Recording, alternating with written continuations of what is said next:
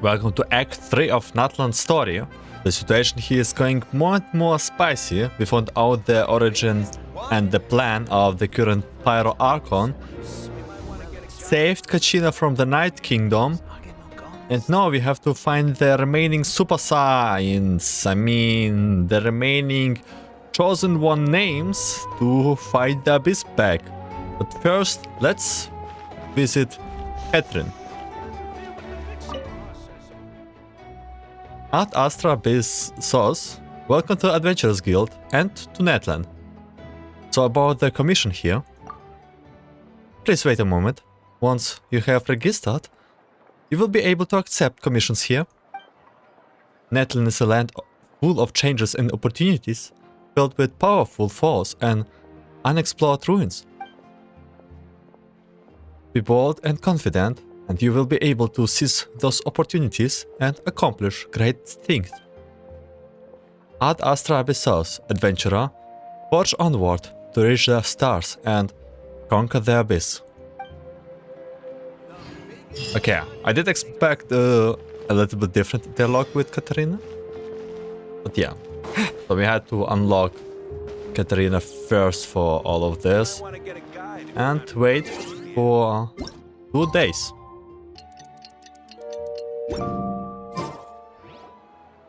I see. Thank you so much. The Adventurers Guild has been overwhelmed these days. No worries at all. We've always valued the strength of adventurers. Given the current situation, it's vital that we all work together. Since we're facing the same enemies, I'll send you the intel we've collected on the Abyss so far. Then we can take a look at how to coordinate our efforts. All right. Thank you so much. Hi, Catherine, it's us! Got any new commissions? You two have come just in time. I've got some good news. The Pyro Archon has finished assembling her forces and stationed them all across Natlan. Given how the Abyss has ramped up its activities lately, we can no longer afford to act only after receiving news of an invasion. So the Pyro Archon suggested that the Scions of the Canopy and the Adventurers Guild focus on collecting and disseminating intel. That way, we can stay informed of everything that's happening across the land. Once we receive word of enemy activity, we can notify the nearest camp and the stationed forces can take immediate action. That would lead to a faster response time. Yes, precisely. This should also allow us to focus on gathering information rather than running around and trying to tackle everything at once. So please also take a chance to relax, you two. You've been working hard these days, and this will be a good opportunity for some well-deserved rest. So that's the plan! Whew, we can finally stop and take a break! But the threat of the abyss is still far from over. But the less work we take, the less we will earn. Keeping Natlan safe and sound is our priority now. The more it can wait! Whoa, that's you saying now? The movements of the Abyss are always unpredictable. There have also been times when it suddenly became more active in the past. The people here generally see it as something like an acute natural disaster. Once the disaster is over, everyone will return to their normal lives. We just all hope that day will be sooner rather than later. Oh, right. Most people have no idea just how bad the situation has gotten in the Night Kingdom. I also hope the day of peace will come soon. Oh, hey, Kachina! Are you feeling better now? Eh, is it Travel and Paimon? Hello, hello. Yep. No, really isn't the time to stay at home and recover. Anyway, I want to do something to help. I hear that the Pyro Archon is gathering warriors to be stationed in the more remote areas, so I came here to sign up. Impressive, Kachina. Yeah, don't think I haven't heard about all the things that you have been doing. With everyone working so hard, I have got to do my part too. Oh, by the way, Citlali told me she was ordered to forge you an ancient name. She said that she's all set and we can head over whenever we are ready. We get an ancient name for ourselves? Wow! So we'll finally get to meet Shilonen, the legendary forger of ancient names! Paimon still can't believe anyone could forge those things. Heh. Shilonen is a true master. Not only she can forge ancient names, but also all sorts of new and fun things. She's always got a pile of commissions on her plate, so you can usually have to wait a while before she finishes something. In this case, though she's completely cleared her schedule just to work with you, she wants to give your name her full attention. Then we should probably thank her when we meet. Well, I have already signed up as a warrior, so all I have to do for now is wait for my assignments. If it's okay, maybe we can go and see Shilonen together. She wouldn't turn me away, right? I mean, I hope she won't. Hey, have some confidence in yourself, Kachina. After all, you're already a victor of the Night Warden Wars. Everyone is proud of you.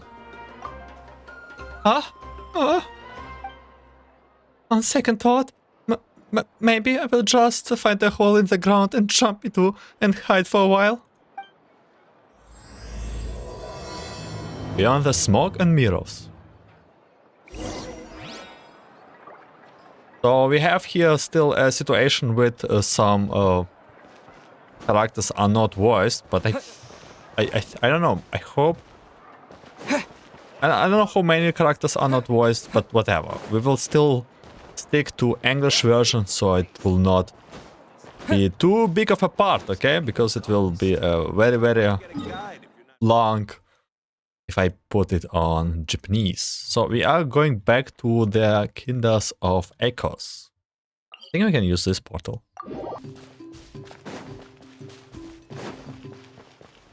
There she is. That's this Puma Tiger Girl.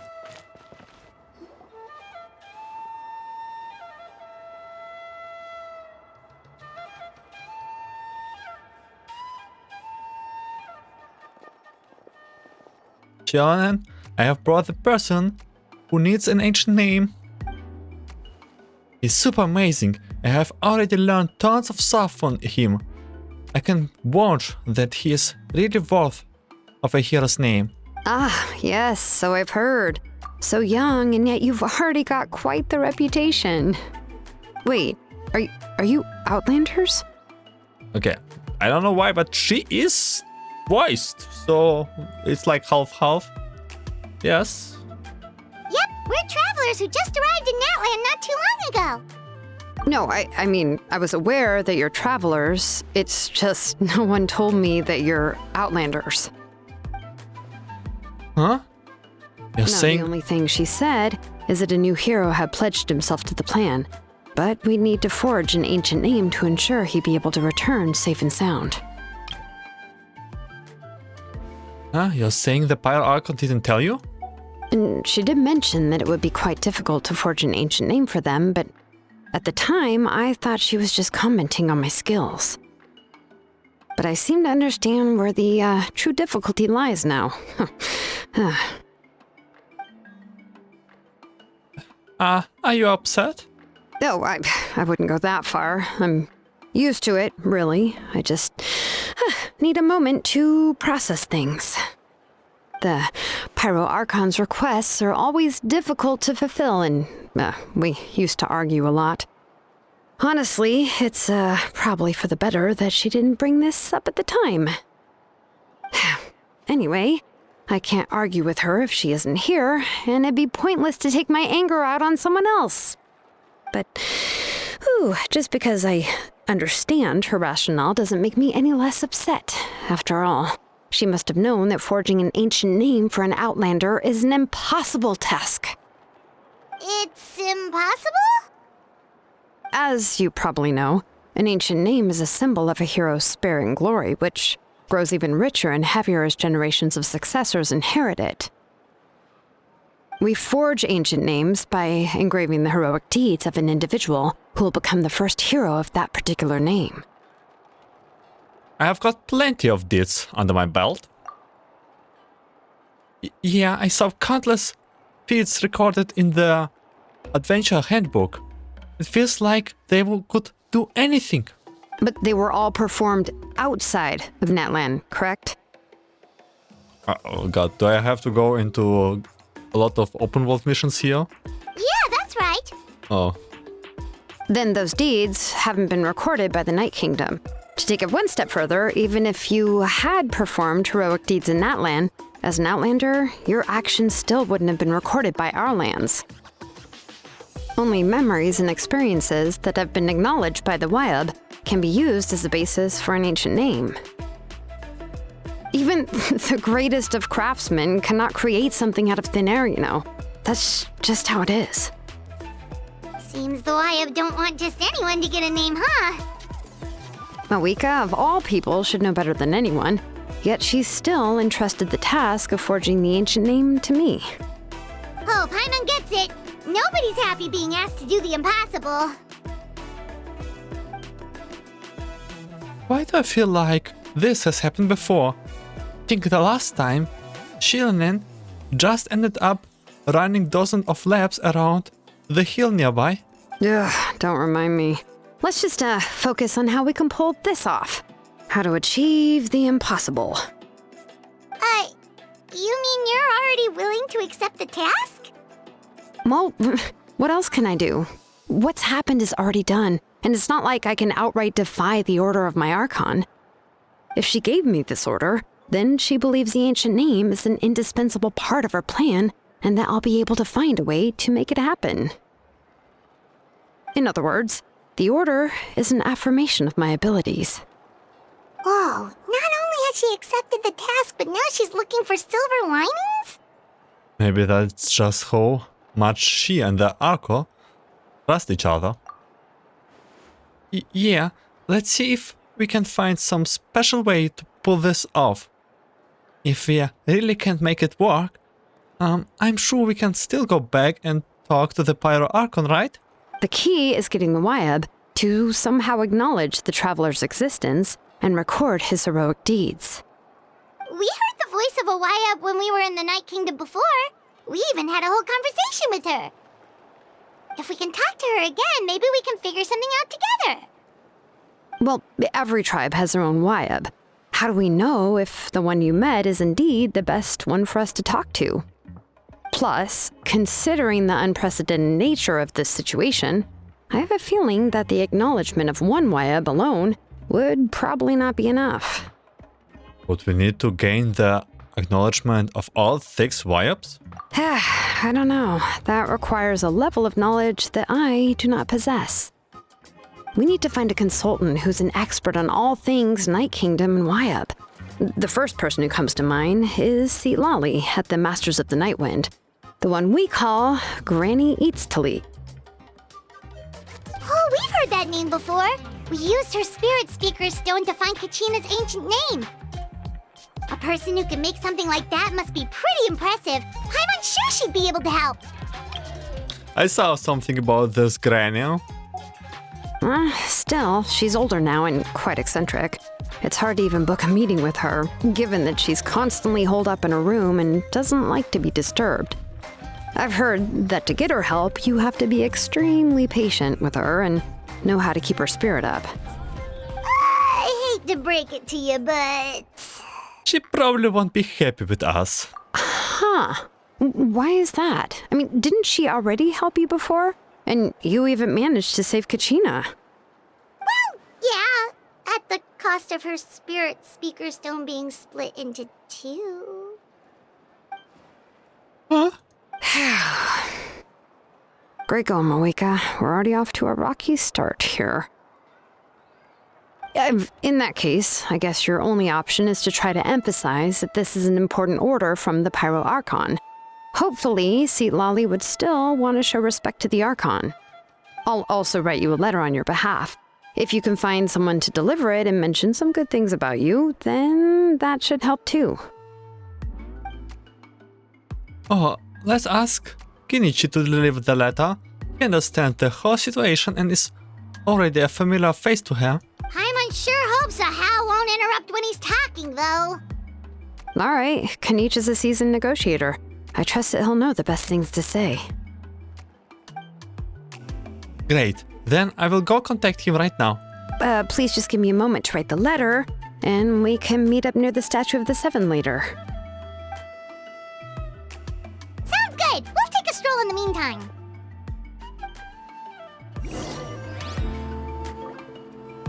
Are you there? No one? Wants to talk to you? Got to meet up with Kenichi and the agreement location. But we need to wait, right?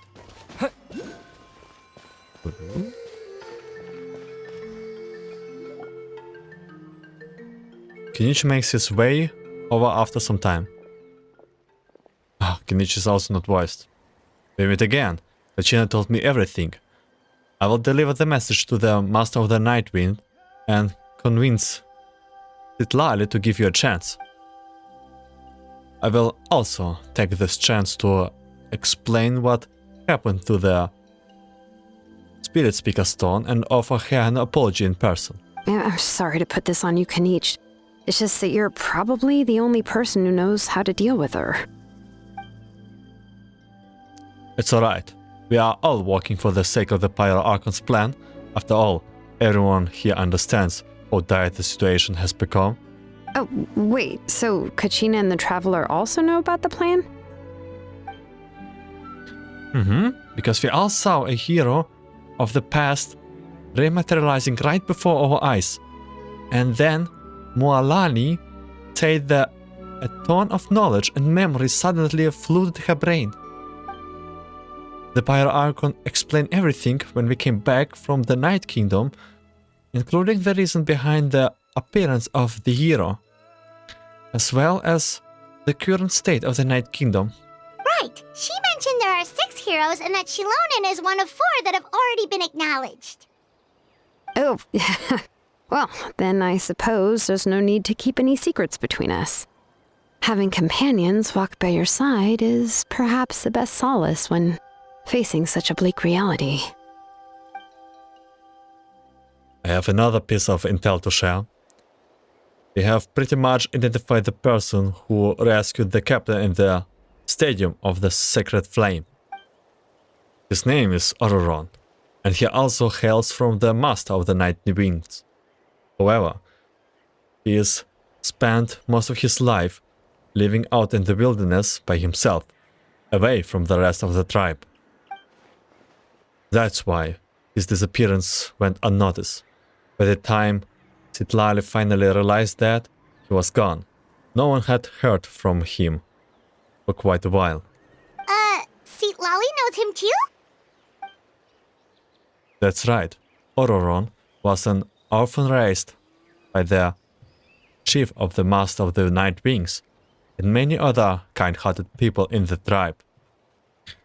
Still, he has had something of an odd reputation his whole life. Odd? Given how the Masters of the Night Wind love to babble about dreams and revelations, they're already a pretty strange bunch to most. I've never met Ororon, but if they consider him the odd one, he's got to be pretty far out there. That's right. So in that sense, Ororon and Citlali actually have quite a bit in common, which is why they get along pretty well. Makes sense. But Paimon wonders how Citlali could be the first one to notice Ororon's disappearance if she spends the whole day in her room. As of now, we still haven't been able to confirm whether Ororon joined the Fatui voluntarily, or if he was coerced, like forced. Citlali is probably eager to prove that Ororon has not betrayed his people. I plan to use this as leverage when I go to talk with her.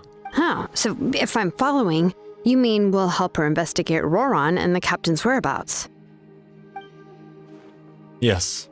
If you are all on board with the idea, then it becomes a mutual beneficial cooperation rather than just a one-sided request. Even though I don't think Citlali is the kind of person to turn down an order from the Pyro Archon, working together with us will help her focus and not get distracted by the whole Ororon situation. Good idea. This way, we can get 2 birds with 1 stone. Yeah! Plus, we kinda owe her one anyway to make up for breaking the spirit speakers down. This is a pretty well thought out plan, as expected of Molly Poke Niche. Then, yeah, I'll leave my letter to you. Let's hope Citlali can meet at the stadium in 2 days. Sure, I will head out right away. Take care out, Kenichi. I will be heading back as well. There are still a few things I need to pack. Okay, then let's part ways for now. I'll see you in a couple of days. Wait until the morning of the day after tomorrow. Any description here? Sienna joins in search complete. Okay. Nothing out of ordinary. It's time to meet up with Shilonen. Let's ask her how things have been going.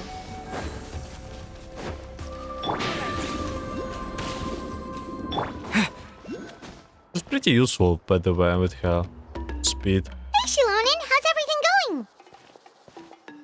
Oh, hi, Traveler and Paimon. I have bad news. Citlali did not reply to our request, although I suppose I'm not too surprised. Huh? You mean she didn't even bother to give Kenichi a response? Guess she really does have quite the ego then. Yeah, well, she can be also quite eccentric, though she's one of the most gifted people around. Even the Masters of the Night Wind often struggle to work with her. My guess is that she probably has other reasons for not deigning us with a response. But let's go to the stadium and see if we can meet her there. If we do get a chance to talk to her in person, we can still try to work something out. That's true. Let's go!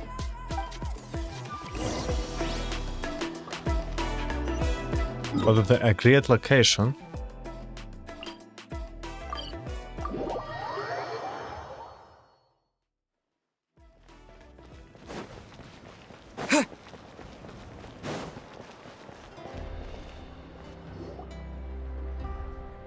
You arrived at the Stadium of the Sacred Flame. As expected, Citlali is not here. Paimon doesn't see anybody. Seems she's just not gonna show up, huh?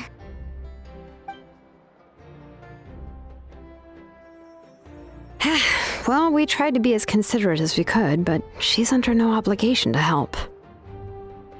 That might be true, but this is still a request from the Pyro Archon, right?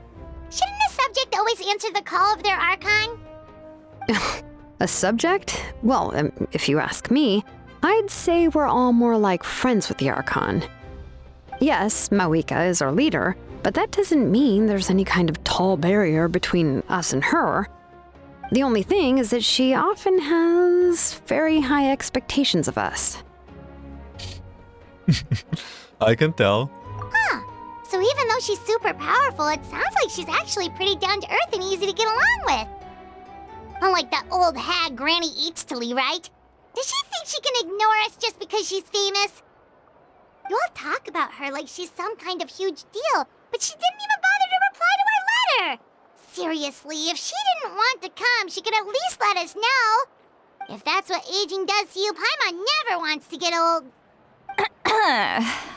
Oh, really? So, that's how you see me? Huh? Who's there? Who's talking next to Paimon? Oh, don't mind me. I'm just a disgruntled old hag, right? Come on, relax. I'm sure my bark's worse than my bite. Huh? Citlali. Oh my god, this attitude. Wait, you're Citlali? You're Granny Itztli? Yes, Granny Itztli. But emphasis on Itztli, not Granny. Why is she a granny? You must know this trope from light novels, surely. They use it all the time. The young man who's actually the oldest person in the room. The girl next door who turns out to be a seasoned veteran. The wise sage who looks like a little kid. Oh, wipe that look off your face! You've seriously never seen an older lady that doesn't look her age? Okay, well, don't go thinking it's a trick either. See? I'm barely wearing any makeup. Did I forget to mention, she's called Granny, but she's actually pretty young. And you were complaining about the Pyro Archon leaving things out? It was an honest mistake. I guess we've just gotten used to it. I'm sorry. So, how old are you actually? What? How dare you? Don't you know it's rude to ask a lady her age? Paimon really didn't mean to offend you, it's just that your case seems really unique. Oh, Paimon just wanted to apologize, but now she's putting more and more of her foot in her mouth. Really, Paimon just got a little mad since we thought, well, you were gonna leave us out to dry. It was my idea to invite you here, Citlali. So if you're upset, you can just take it out on me. All right. I was only joking. I didn't mean to chastise anyone. There's really no need to take all this so seriously. If anything, I'm gonna feel awkward if we keep this going. I received Kenichi's letter and was planning to attend this meeting. Since I had already decided to come, I figured there was no need to draft a reply that simply said, "Understood." Besides, just showing up is the most important part. No? But, of course, it's also natural for people to get held up by one thing or another as they're trying to leave the house. It certainly was a bit awkward to see that everyone else had arrived before me. At first, I was thinking of quietly sneaking over, but since you were already here waiting for me, I started to think about how I should phrase my apology, only to hear you all talking smack about me. Anyway, that's the whole story. Honestly, it's not like I owed you an explanation anyway. Oh my god, I like her so much. Awkward silence. What's with that expression? Was she feeling embarrassed just now? Is she waiting for us to carry on the conversation? Everything she's saying sounds like a joke, but I'm not sure if I should laugh. Would it be rude to laugh? Even more rude to not to laugh. When the Masters of the Night Wind say they struggle dealing with her, I wonder if the feeling is mutual. She seems to be pretty awkward herself. Everything she does and says seems a little forced. Anyway, Shilonen, I heard that you require my help in crafting an ancient name. Correct. The situation isn't like anything we've handled before. Let me explain.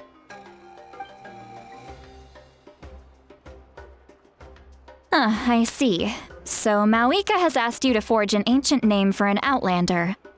Well, that would be a first.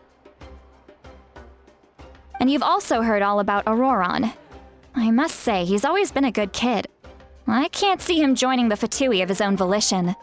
He must have been coerced somehow. We will know once we find him. Yeah, that's what we came here to ask you. We'll help bring Ororon back if you help us solve the problems of forging the ancient name. What do you think? I suppose I'll just call you Traveler for now. Traveler, come here. Let me take a good look at you.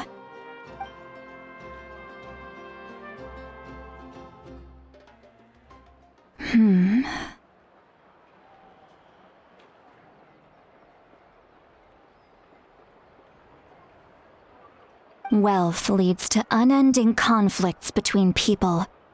Yet you alone transcend the value of gold. Baleful thunder and wrathful waves bring terror to mortal hearts. Yet again and again, you've braved them to find new worlds. O weary yet free soul, even the most verdant leaf in the forest will pray for your happiness and safe passage. Excuse me, what was all that supposed to mean? Those are all the things that I could see in you. You've experienced far more than even most mortals could dream of. You possess the heart of a sincere hero, along with the conviction to lift a torch above your head and walk headlong into the night. Huh? Don't move. There's something here. Huh? What thing? Don't scare Paimon. Is the traveler gonna be okay? Ah, shoo! Ah, that should do it.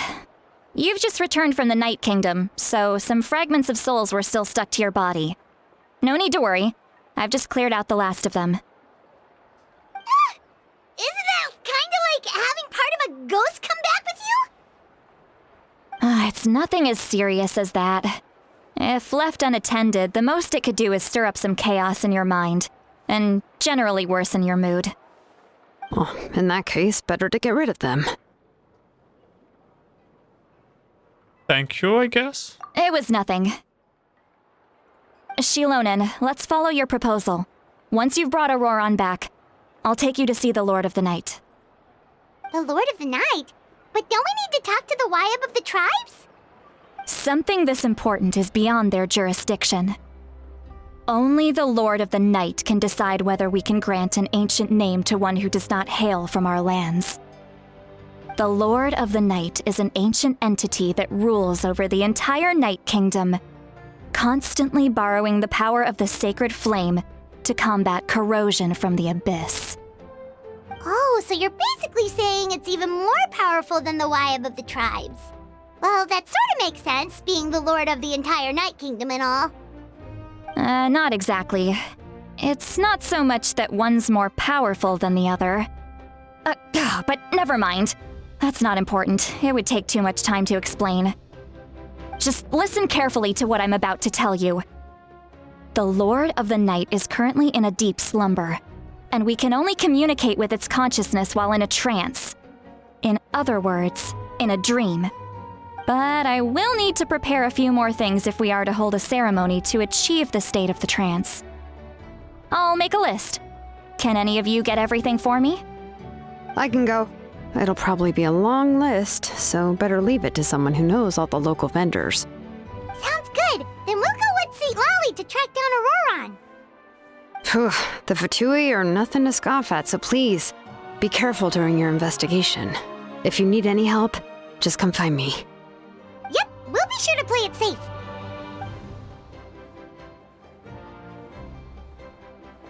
All right, now it's time for us to catch that brat and bring him back. I'm sorry I made you wait earlier. It was actually because I decided to swing by Ororon's place to look for clues. He has always lived alone, and I found a broken jar in his house. There was also something off about his phlogiston aphids, which I assume is because their keeper has been gone for quite some time. And interestingly enough, I saw some slash marks in the house that did not match any of our local weapons. My guess is they were left by Snezhnayan arms. Oh, sounds like the Fatui broke into his house and took him hostage. But why would they kidnap a kid who just spends his days living in the country and raising aphids? He's only in his 20s. What would they want with him? That's not to say that I believe he's totally innocent, of course. Since he's the only one who was kidnapped out of everyone in Natlan, he must have done something to attract their attention. In any case, we'll get to the bottom of this once we manage to get him back here.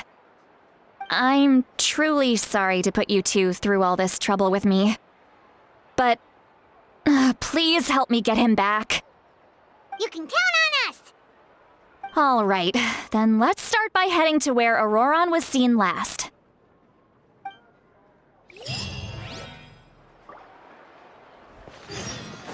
Okay, I really like this granny.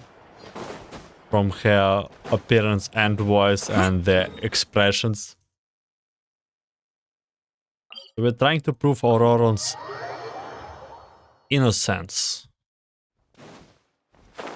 And girls. All right. It's a pity that there's some problems with English voice. I don't know how much, like, if it will get fixed, do I just have to play the story later or not? do I do it? I have a second account. I can just do Natlan story later. A second account or so.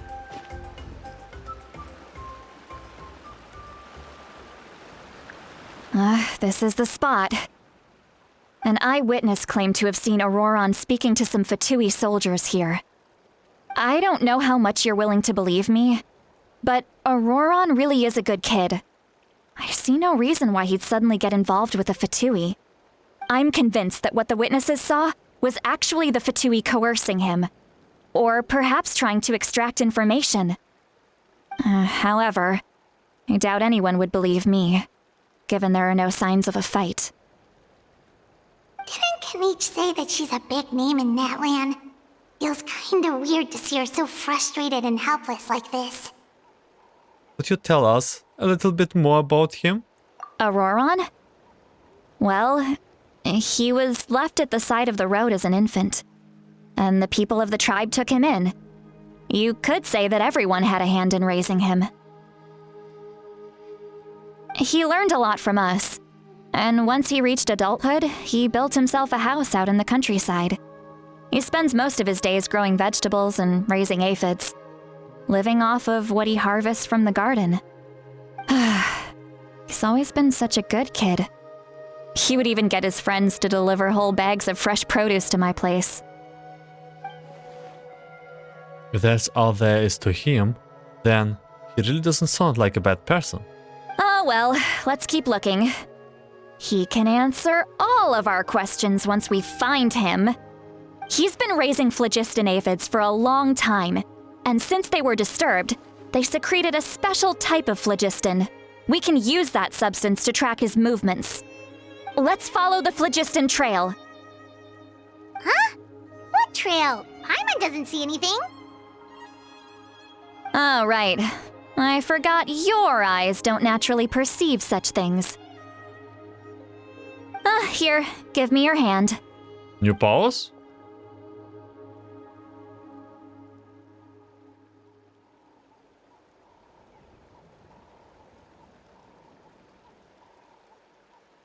Let me guess, it won't work. Oh, it worked.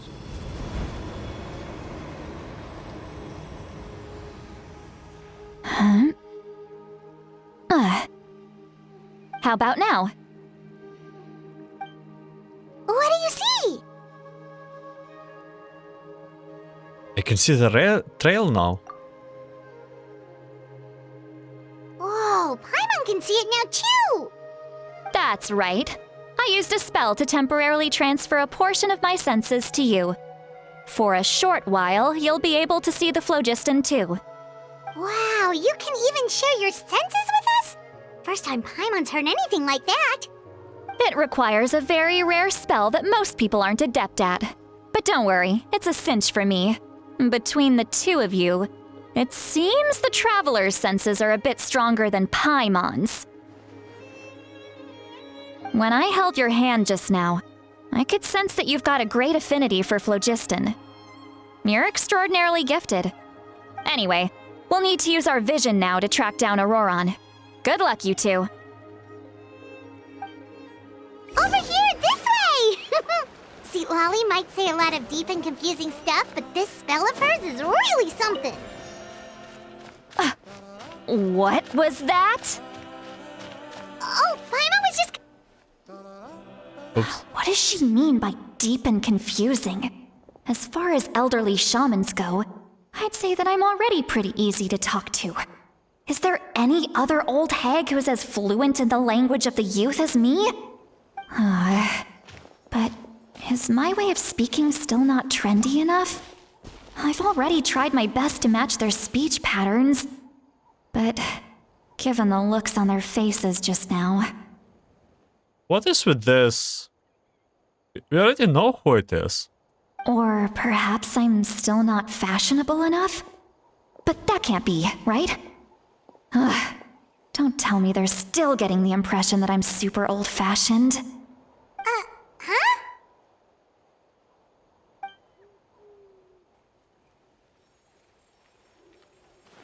What happened?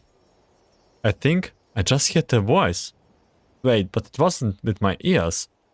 Was it all in my mind? Was that Citlali's voice?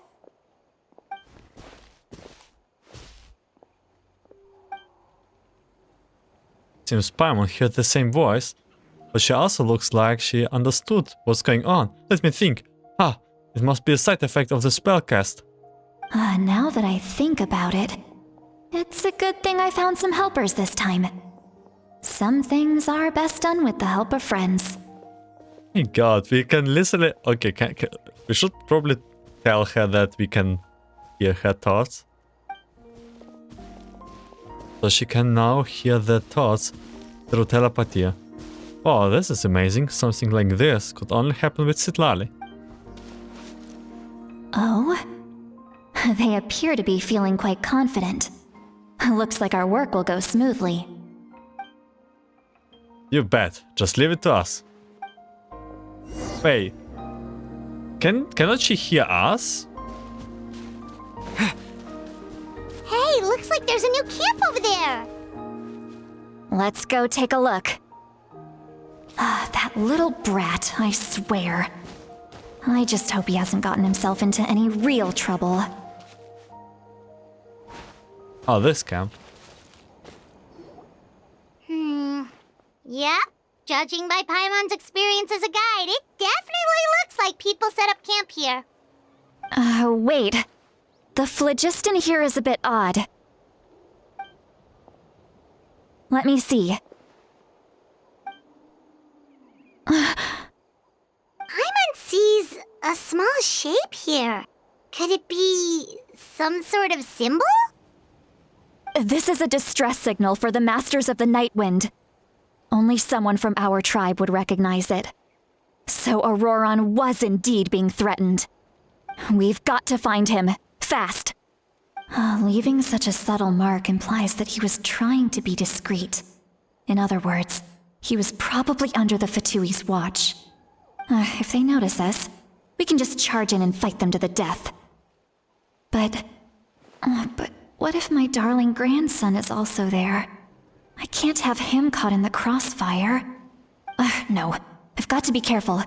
Otherwise he'd get hit as well. How annoying. No, I've got to stay calm and keep my composure.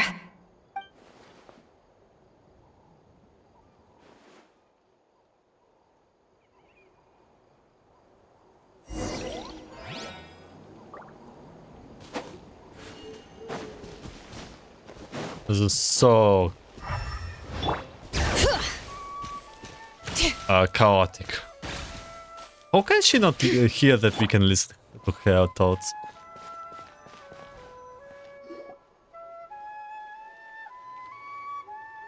There are traces of people staying here too. Wait a second. The phlogiston around here is jumbled up. I can also smell a mix of elements in the air. Pyro, electro, and some other elements as well. Kanich told us that you were super amazing. No wonder you can sense so many more things than us.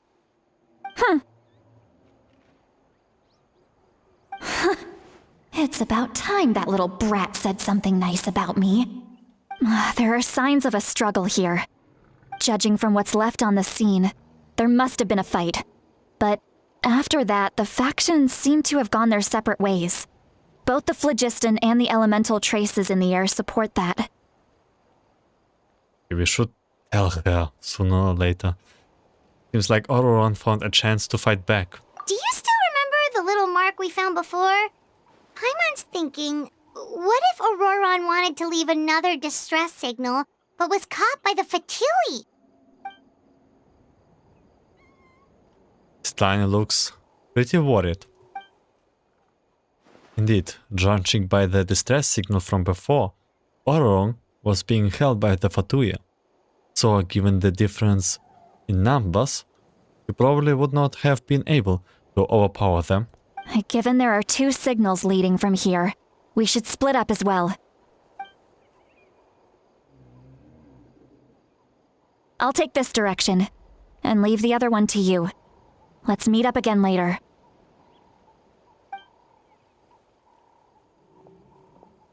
Ororon, What the heck were you doing? It's one thing to trouble me, but now I had to bring other people into this as well. Ah, you little brat. And off she goes. Traveler, did you hear all of that as well? Yep. Once Citlali left, that voice went away as well. Paimon even tried calling her name inside Paimon's head, but there was no response. So that telepathy doesn't go both ways. So you were thinking the same thing. Paimon also thought that if we could hear what she was thinking, then she could probably also hear what we were thinking in our heads. I don't think Citlali noticed anything. She did say that she was quite adept at this spell, and it doesn't sound like she's had any trouble with it in the past. Huh, maybe we're a special case and can hear her thoughts as a side effect. I hope so. If you think about it, she's really got a lively inner world.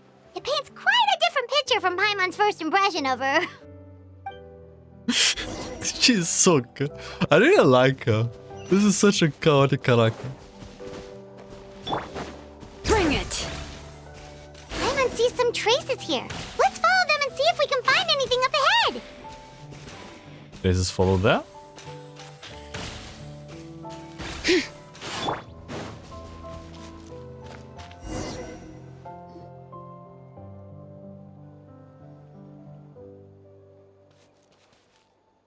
There's a traces of logistics here, but Did you find something?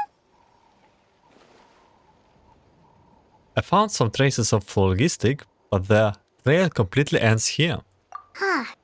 So we can't tell where Ororon might have gone from here. That's weird. The phlogiston trail suddenly stops. We can't make anything of these footprints either. But he can't have just evaporated into thin air, right? We know he wasn't alone. He had all those Fatui with him. Paimon is right. This is all extremely strange. Also, So, you can hear the sounds of the wind from beneath the earth.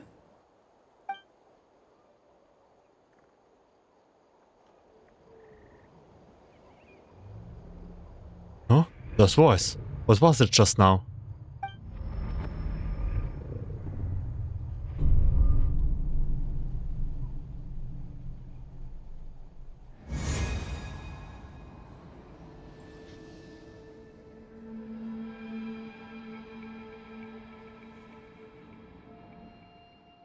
The Night Kingdom? How did I get here?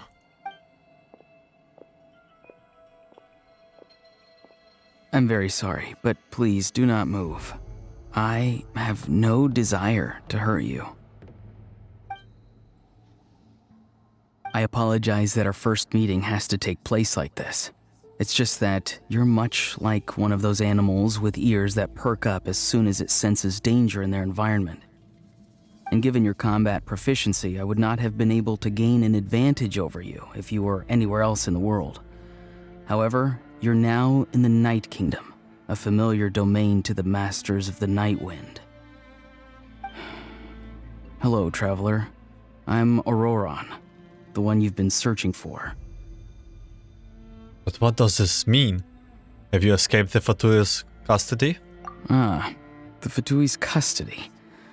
I see. So even Granny has told you that I was coerced by the Fatui. I'm afraid you've been brought here by a lie, like a false omen in the lingering smoke. Oh my god. My friend and I only left those traces to lure you here. Deceiving you was never our true intent, however. It was simply the fastest and most feasible way Oh my for us God. to set up a meeting. Oh my god. Oh my god, it's the captain. Greetings, traveler from afar. Oh my god, his voice. Thanks god. Be careful with this traveler. His soul is temporarily restrained by us, and it appears to have become more fragile in the process.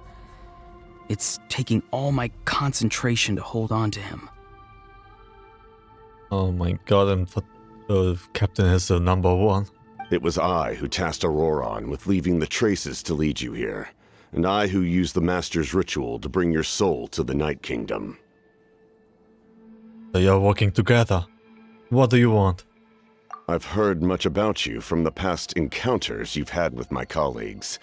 Given the present situation in Natlan, I would like to sincerely request a formal meeting with you, in person. I will use the opportunity to explain my goals and motivations to you, as well as why I mistrust Malwika, the Pyro Archon. I believe there is little reason for you to blindly follow her plan. If you would like to hear our intel, then find us to the east of the stadium. But remember, not a word of this to anyone. I would like to avoid any further conflict. You will see me again once you return to reality. No matter what I say, please, help me keep this a secret. This is all to avoid dragging Granny into this conflict.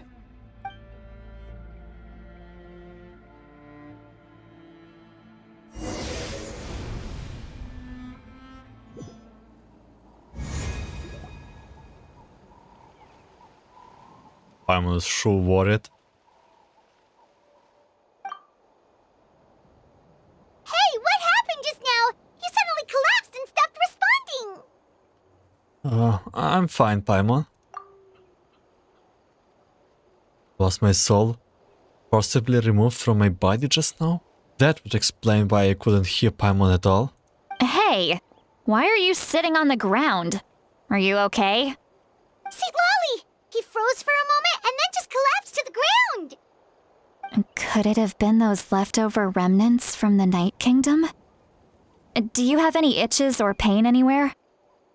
I'm fine, just a little lightheaded. Don't worry. We can take a short break. Sorry, I know I asked for your help.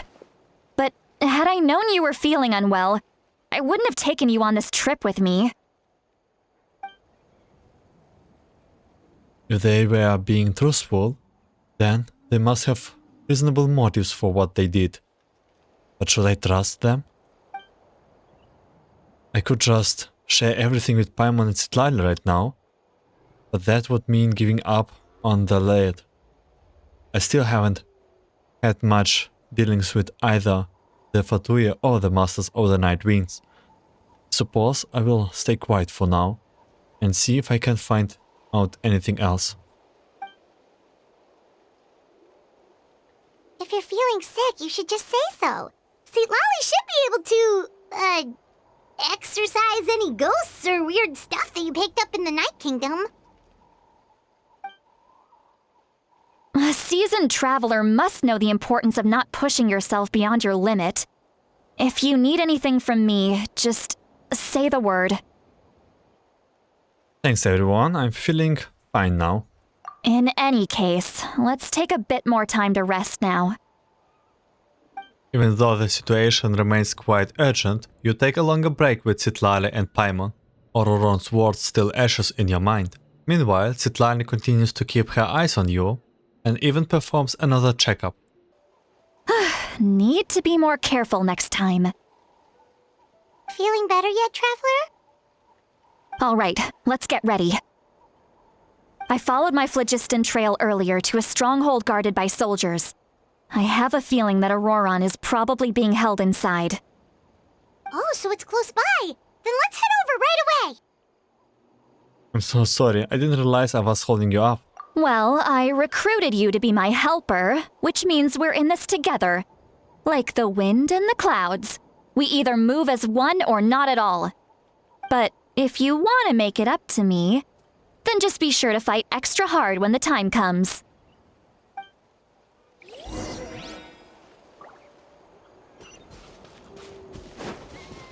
Is it even a reason to still look for it?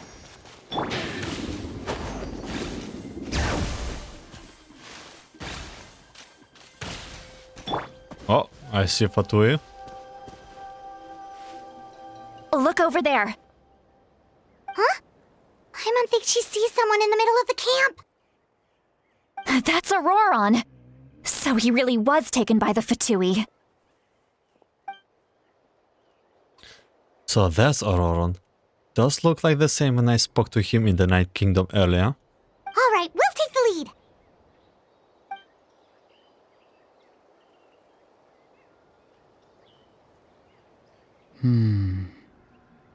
Hey, quit daydreaming. Don't you have work to do? I cannot see the sun. What? Without the sun, I cannot see the truth. You are currently blocking the light, so I must beseech you to move aside. Huh? Okay, Mr. Philosopher. That's enough mumbo-jumbo. Wow. I'm going to rip that guy's head right off. Citlali's struggling to control her temper now. Are you ready? Let's go kick their butts. Yeah? On my count. 3, 2, 1! Still trying to resist? You've got no idea who you're up against. Man, I wish we had... Let the world come alive! Letting praise names echo! Things are about to get dicey. Done. Okay. Ororon! Granny! Paimon knows she's called Granny Itztli, but it's still kind of weird hearing someone actually call her Granny. By the way, what does Itztli mean? Is this her agent name? And greetings to you too, Gramps. Gramps? You're complete different. What did you just call him? Gramps? Is that not right? You're Granny's friend, are you not? You seem to be approximately the same age as her, so I figured you've got to be Gramps. Don't do like this, innocent. How many times have I told you? It doesn't work like that. There are a lot of people who look about the same age as me. You can't go around calling everyone Gramps or Granny. Oh, wait. He's not a child, is he? Don't tell Paimon he's one of those people who look like an adult but are actually only 8 or 9 years old. Oh, your words have pierced my heart like a thorn vine. Given how hard those thorns are to remove, I may just need to find a pair of tweezers. Why are you so upset? You can just say yes or no. Of course I'm not a child. It's just Granny always taught me to show gratitude where it's due. And since the Masters of the Night Wind raised me collectively, I basically see everyone above a certain age as an elder I should look up to. The way he talks has definitely changed, but it doesn't feel like he is putting on an act. He asked me to do whatever I could to help keeping this thing a secret, and even said it would be for Citlali's sake. So you treat everyone like they are your uncles and aunties. So I treat everyone like they are your gramps and grannies. I don't really see any difference, but let's go with gramps and grannies. Exactly. But if you keep that up, then everyone's going to be your senior. And do you think saying all of this is gonna save you from a scolding, Ororon? Haven't I told you 100 times since you were a kid? Heed the 3 warnings. Be wary of beasts prowling around, scammers looking for their next victim, and strange people who appear out of nowhere. Oh, so you do remember, and you just chose to ignore them. I always knew that living on your own was going to get you into trouble sooner or later. But getting kidnapped? That really takes the cake. You won't always be able to rely on other people coming to your rescue, you know. You're just lucky we got here when we did. Or we might be launching another search and rescue operation to find out where they put your severed head. I'm sorry, Granny. I'll be more careful next time. Next time? Oh, good one. You think there'll be a next time after this? Not a chance. This is so awkward. They didn't hurt you, did they? No, they just asked me a lot of questions about Natlan's terrain and made me draw a map of the ley line distribution. Okay, now answer me honestly. Were you the one who helped the captain escape after his battle with the Pyro Archon? Yes. So why did you do it? Because they said they would need my help from there on out. They also said that if I refused, they'd just come to you, Granny, and they'd already figured out a way to make you do their bidding. Hey! I'm no ordinary granny! Would they really dare to come after me? And you! Did the gods give you a brain just for you to not use it? Did you really believe everything they said at face value and not stop to think? Thankfully, the Pyro Archon only asked that we find the mysterious individual from the Masters of the Night Wind and didn't slap your name on a wanted poster. Don't think for a second that she doesn't know what's happening. Even if the truth that you see will soon manifest into reality, there is still no need to preemptively panic. Have you forgotten the words that I've taught you? I'm sorry. Forget it. We can submit the details of this camp and the defeated Fatui as evidence of your innocence. Let's clean this place up and get back to the city. Ororon, you better remember this lesson well and seriously reflect on your actions. Also, once we return to the city, come to the speaker's chamber with me. I'll need you to explain everything. Sounds good. Should I bring some of my homegrown vegetables as well? Your vegetables? Yes. I grow a lot of fresh produce in my garden. I hope the Pyro Archon won't be too picky about the selection. Now's not the time to be thinking about that.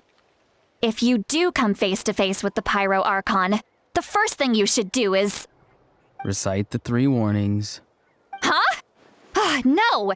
You should emphasize that you were not in cahoots with the Fatui! How exactly did the Masters raise this guy? Oh, right.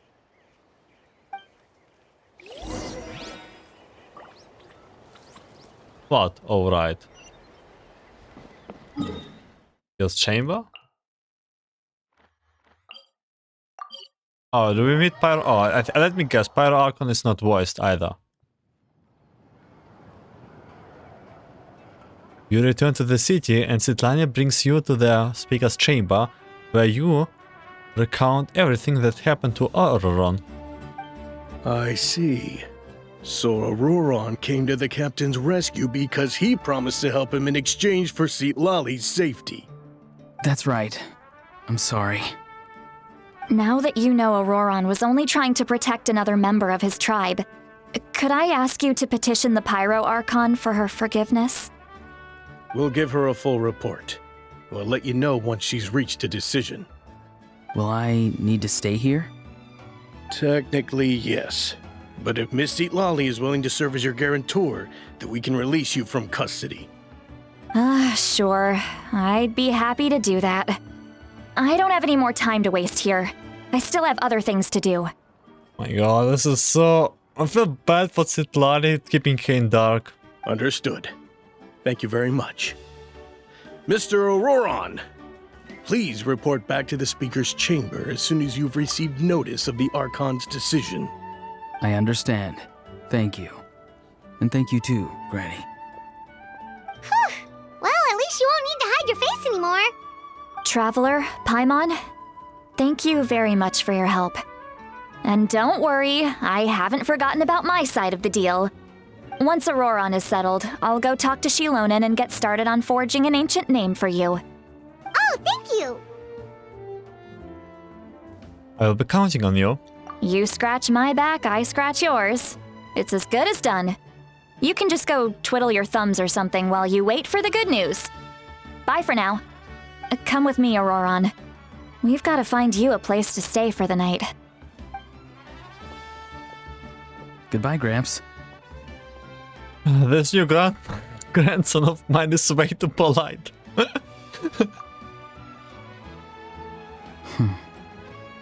Hey, don't fool me.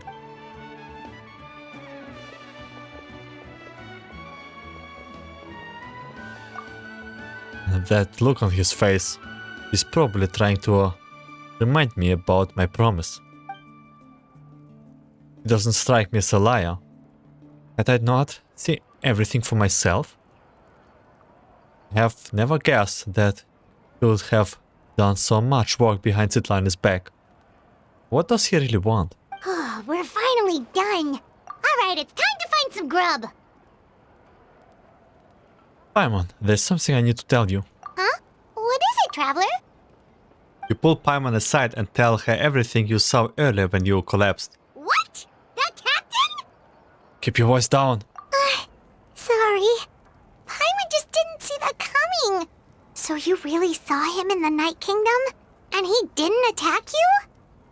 Oh, that Ororon, what is he up to? He sounded earnest enough just now. Paimon would have never guessed anything was happening. All that stuff about protecting Citlali and being forced to help the Fatui when he's actually been a willing accomplice all along. I'm still not completely sure. We still need more information. Yeah, you're right. Still, Paimon appreciates you telling her about this. Paimon will support your choice no matter what, so if you want to go, we can go together. We still have another whole day before the meeting, so we'll just meet with them when the time comes.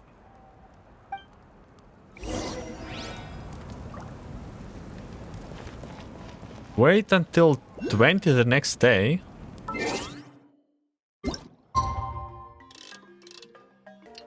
Exact 20. 8 p.m. Agreed location.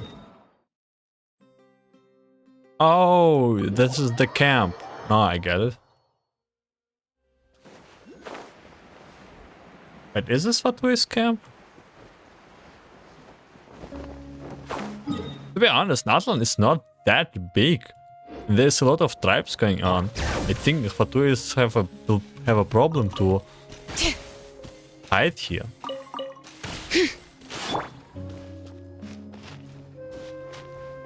It does look like Ororon's place.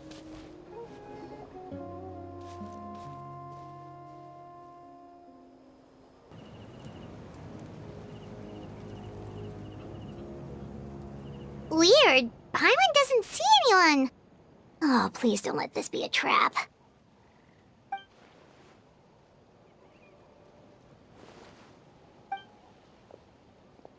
What was that? Good evening. Nice to see you again. It's you. You shouldn't pop up from behind people like that. What are you, a ghost? I'm terribly sorry. It's just a force of habit. And what's with you apologizing all the time? You sound so polite and honest, but you're actually doing shady stuff behind people's backs. You're right. Granny tells me that too. Huh.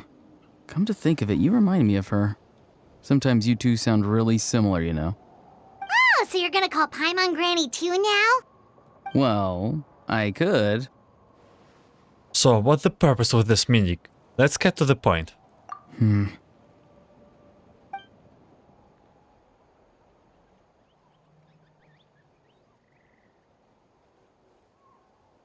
It's all clear. Over to you. Excellent. The fact that you showed up proves that I was Oh my right God. about your character. I'm only interested in the intel.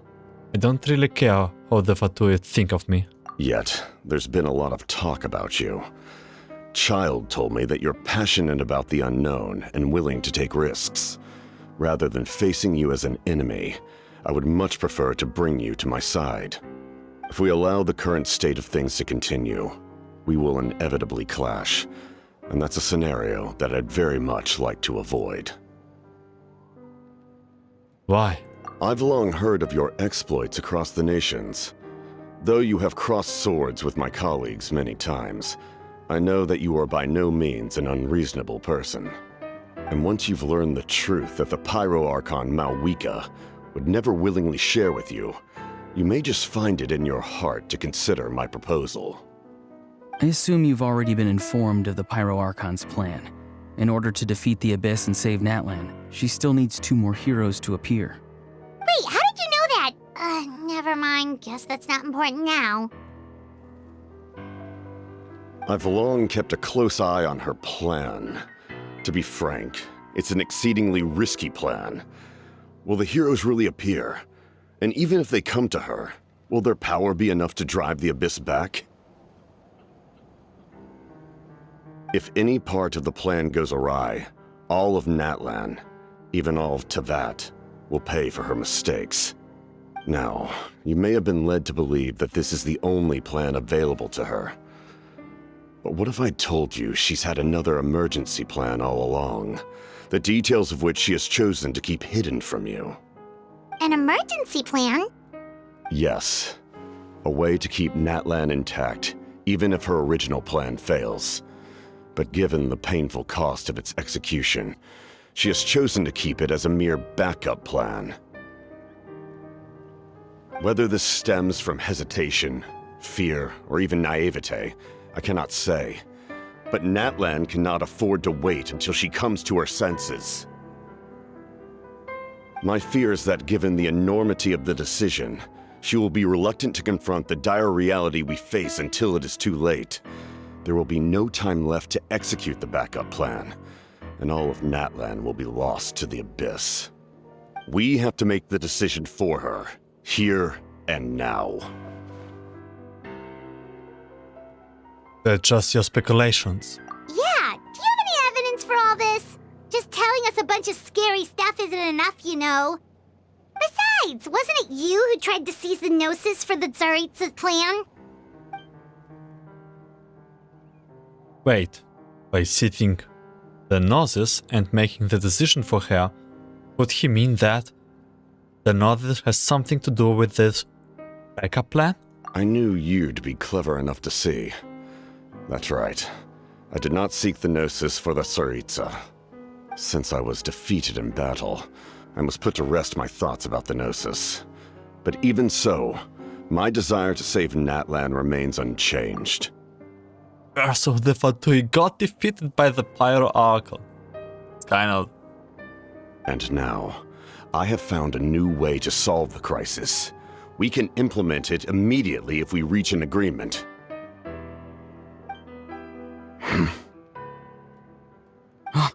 Someone's here. Don't tell me it's Granny. Huh? The captain disappeared! Something is rapidly approaching. Oh no.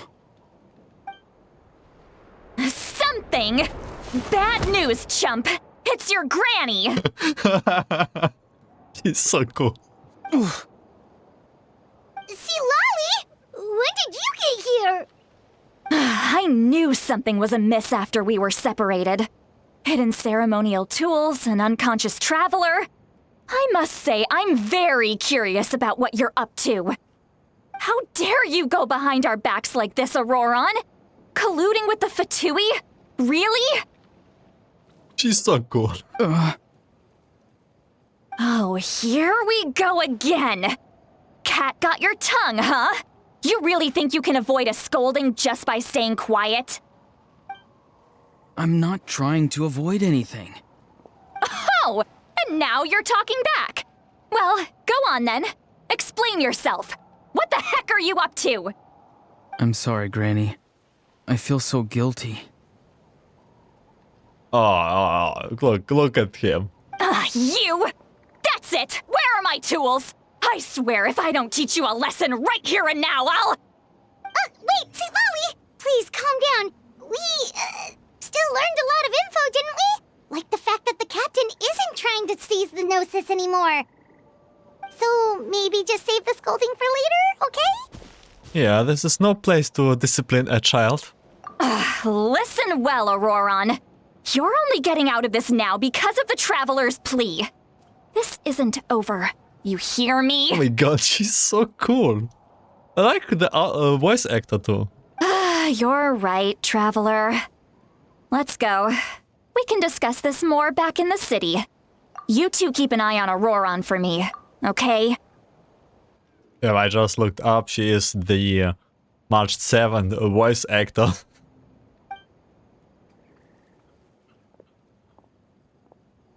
Our conversation with the captain was interrupted at the most crucial moment.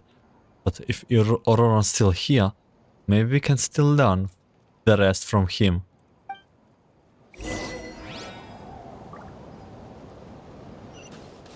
Oh god, return to the stadium.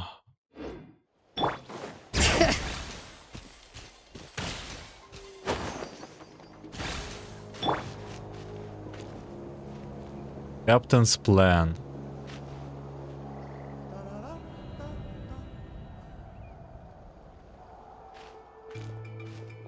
In all my years, I've never had a child cause me so much grief. Do you seriously not see what's at stake here? You've got a head on your shoulders, Ororon. Use it! Why did you help the captain? And I want the truth this time. No answer? Think you're being smart? Then let me ask a different question. What does the captain want? What is his purpose in Natlan? Really? You're just going to stonewall me?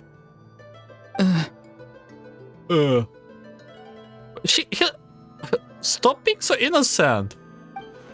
I don't. Looks like Ororon has no intention of answering her.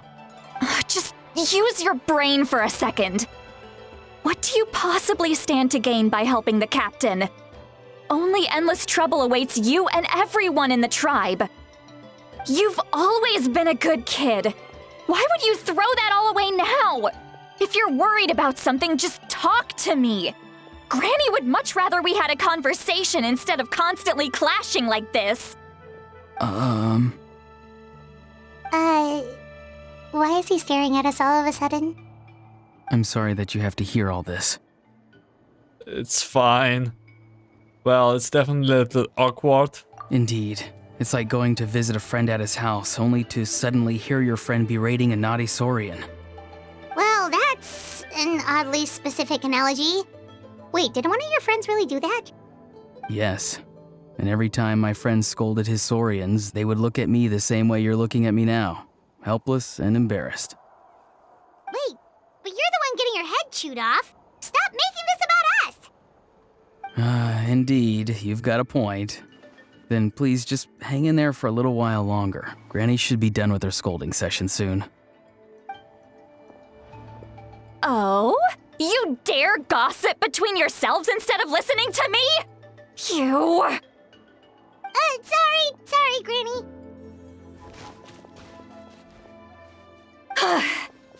Sorry, Granny. Sorry, Granny. You know what? Fine. I'm perfectly aware that everything I say goes in one ear and out the other. You're all grown up now, so why would you listen to an old hag like me? You say all the right things, but then you go and completely ignore me!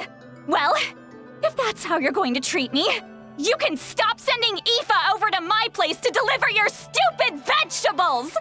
I don't need anything from you! Damn, I really feel bad. Who's Aoife? A delivery person? That's irrelevant. The point is, he hangs out with this kid, so he must be no good. You kids get to a certain age and suddenly act like you know it all. There's nothing I can say to get through to you. Ororon, if you're still thinking about that so-called duty, then please, just forget about it. The ley lines did not fall to this state because of you. And we've long closed the book on that incident. Seems they've started talking about some kind of tribal history. I'm starting to get lost. That's not it, Granny. Huh? There's something off about that voice. I know you tend to get down on yourself when you're upset, but I can tell I really hurt you this time. All I can say is I'm sorry. His voice. Ororon! Where have you gone? It sounds like he's somewhere super far away, but isn't he right here in front of us? I'm really sorry. It's up to all of us to do everything we can to save Natlan. So I've got to go. Get back here this instant! Ororon! What is this? Powder from plant spores? Is that the trick he used? What just happened? How was he able to suddenly get so far away like that? It's a trick of his. If you grind spores into a powder and spray it in the air, it can be manipulated to create an illusion. He pulled it off flawlessly. He must have put a lot of time into perfecting it. Don't tell me that's how he's been hunting in the fields these days. Oh, couldn't he have picked up something more useful? Ugh, little brat. That's it. The next time we meet, I'm definitely going to break his legs.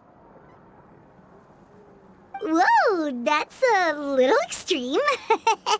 But still, why does he feel like he needs to run from us? If his goal is also to protect Natlan, then can't we work together?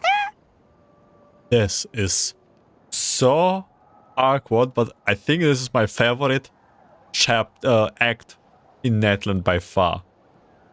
You still don't want us to tell anything about his goal.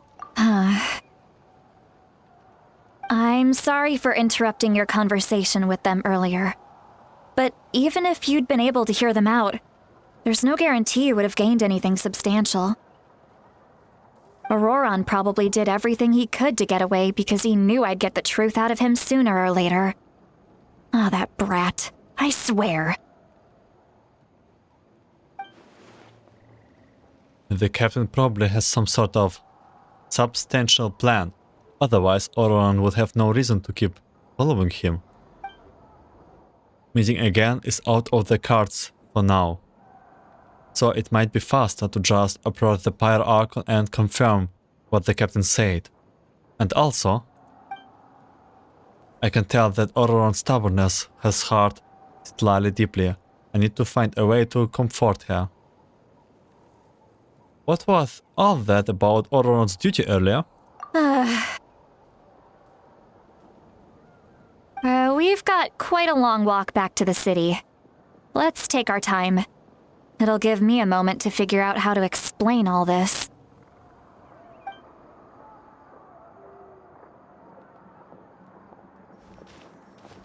Citlali could arrive a little bit later.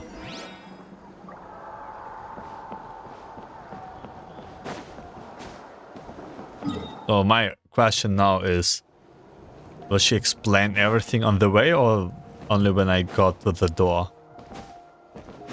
Looks like she will explain everything when I got to the door.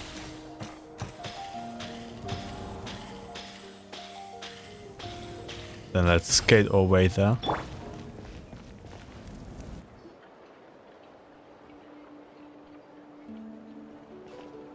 Do you two have some time? Feeling hungry? How about we get something to eat? Oh, right. It's been a while since we last ate. Now that we can relax, Paimon just realized how hungry she is. Then let's go. We can find somewhere to sit down and talk. Food and drinks are on me. It's okay, we can cover our own bills. Paimon got a secret food fund, so she can do the honors. How did this become Paimon's bill? Citlali looks quite down on herself. Alright. It's on Paimon this time. What's one meal to the best guide into that? So you can just sit back and enjoy, Citlali. Paimon will take care of it. Hey, come on now. You won't even let me take you out for some food and drinks? I just wanted to treat you to a meal. Are you sure? We can save you some Mora. Mora is the least of my concerns. Besides, we're definitely due a meal after all the time we've spent together. Let me get this one. I might be an old hag, but I like to think I'm not completely useless. Sure, that's fine with us, but Paimon doesn't want you to be sad, Citlali. Don't worry. I'm sure a juicy grilled steak will work wonders.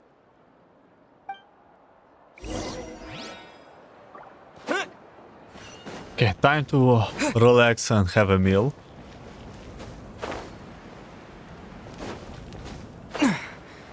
Definitely a back and forth act.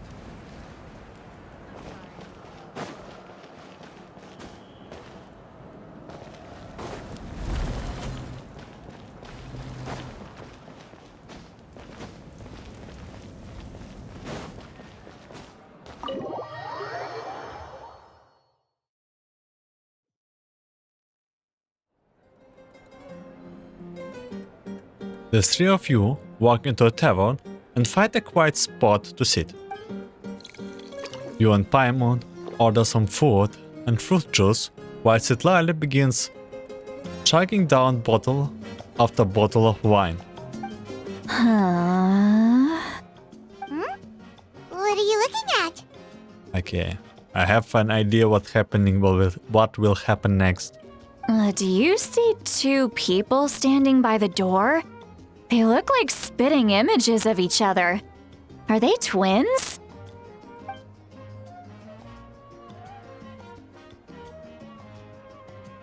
But Paimon only sees one person there. Huh? How could that be? I guess my mind isn't as sharp as it used to be. Give me another bottle, boss! Do you think she's drunk? I would be surprised if she isn't. There you go, miss. Oh my, it's not every day you get to see Granny Itztli here with some friends. Not to mention ones who've made a huge name for themselves recently. Oh, so you've heard of us?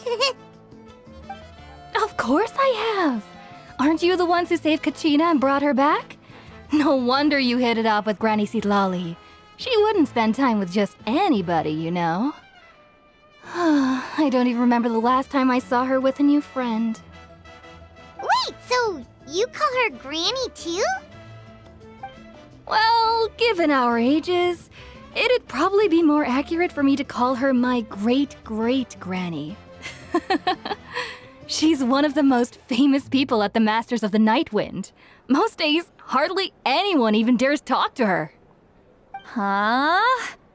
Gossiping about me right in front of my face now, are you, Chonka? Oh, please, Granny, I wouldn't dare. I'm just beyond happy to see you bring over some new friends. After all, any friends of our regulars are sure to be great customers too. All right, that's enough. Go on now. I'm sure the other customers would like to talk to you as well. There's no need to keep staring at me. I promise I'll keep my alcohol down until I leave. Well then, you have my thanks. After Chalska leaves, Citlali downs a few more glasses and begins to stare blankly into space from her chair. You start wondering whether she's actually drunk or walking through some complex problems in her head.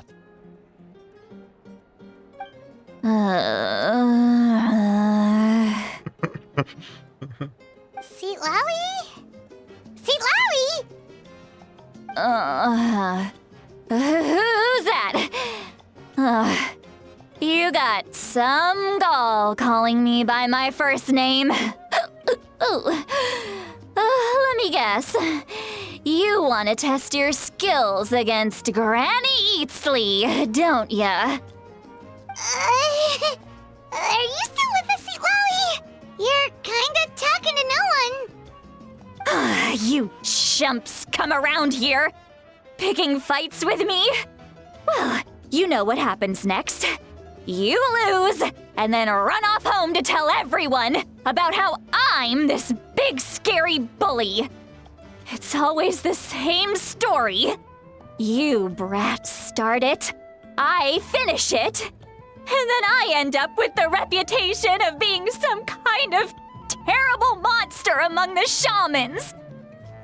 This is so funny, and you can listen March 7 out of here. I mean, come on! Monster? Me? Really? What did I do to deserve that? Granny Citlali, you're not a monster at all. Exactly! And while we're at it, I'm not some lazy slacker either. Between meditation, advising the chief, and speaking with the Wyab, I actually have a pretty packed schedule, you know. Oh yeah, and I have to mentor all the new kids. Hey, new kid, yeah, you. Guess I'm a new kid. Don't play dumb. Didn't I teach you how to find phlogiston? You see? I know my stuff. I'm a good teacher. You tell him. Thank you for all your teachings, ma'am. That's more like it. About dang time someone showed me a little respect.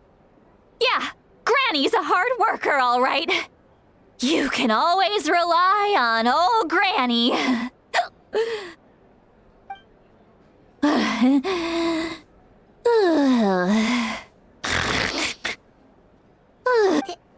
Did she just fall asleep with her eyes open? Oh, jeez. Behind this pitch-black curtain, a chapter of hatred reveals itself. Behind the smoke. The lingering smoke. She's meditating again. She does this whenever she's had a few too many drinks. Her mind's actually racing at this point. It's quite the opposite of sleep. Is this another specialty of the Masters of the Nightwind? No, I'd say it's an ability that's unique to Citlali herself. While she can easily pick up everyone else's skills and tricks, few have been able to master hers. Warning, warning. Red, the color of danger, has now arisen within that pair of eyes. Huh? Are you awake? Traveler? Paimon? What's wrong? I'm gonna hurl. Hang on, just keep it in. Phew. Okay, it's passed. That was a close one. You had Paimon worried. Paimon really thought you were about to barf all over the table just now. This is one of the most funniest chapters ever. How embarrassing. I'm sorry you had to see me like that. That's never happened before, I swear. I've never thrown up, not once. We didn't ask about before. Are you feeling okay? Wanna take a quick walk and get some fresh air? There's so much that I want to say, but I can't. Why not? Of course you can. Just say whatever's on your mind. Please, Paimon, it's not as simple as you think. We've only known each other for a few days, right? What would you think of me if I were to start dumping all of my complaints on you after we've only just met? Oh, Paimon gets it. You're hoping that we wouldn't think less of you no matter what you're about to say. No, that wasn't my point at all! Seriously, don't you youngsters know anything about shame? I'm talking about shame! I've lived all these years and still can't get rid of it! Surely, you know the feeling too? Actually, about that. You just tell her. Huh? Tell me what? Yeah, this is as good a time as any. Alright, Citlali. Listen carefully and try not to get too upset. You describe the events that took place during Ororon's rescue as objectively, fairly, and impartially as possible. Citlali shared some of her senses with you through a spell, allowing you to temporarily hear her thoughts. So, you heard my... It's okay, Citlali. You had every right to complain about those things. I can't take it anymore! Why do these things happen to me?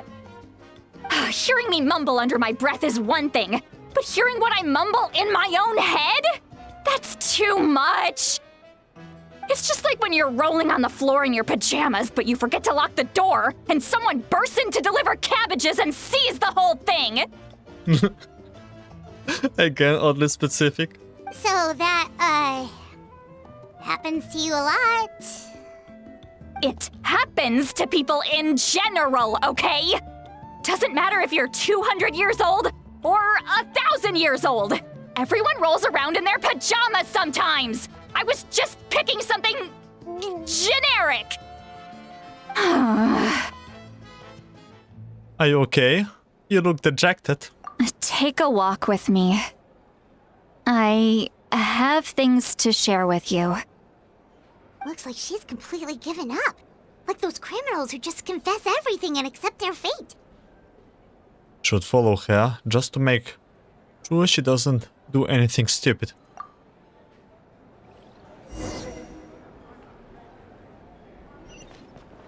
Okay, that's awkward, all of this.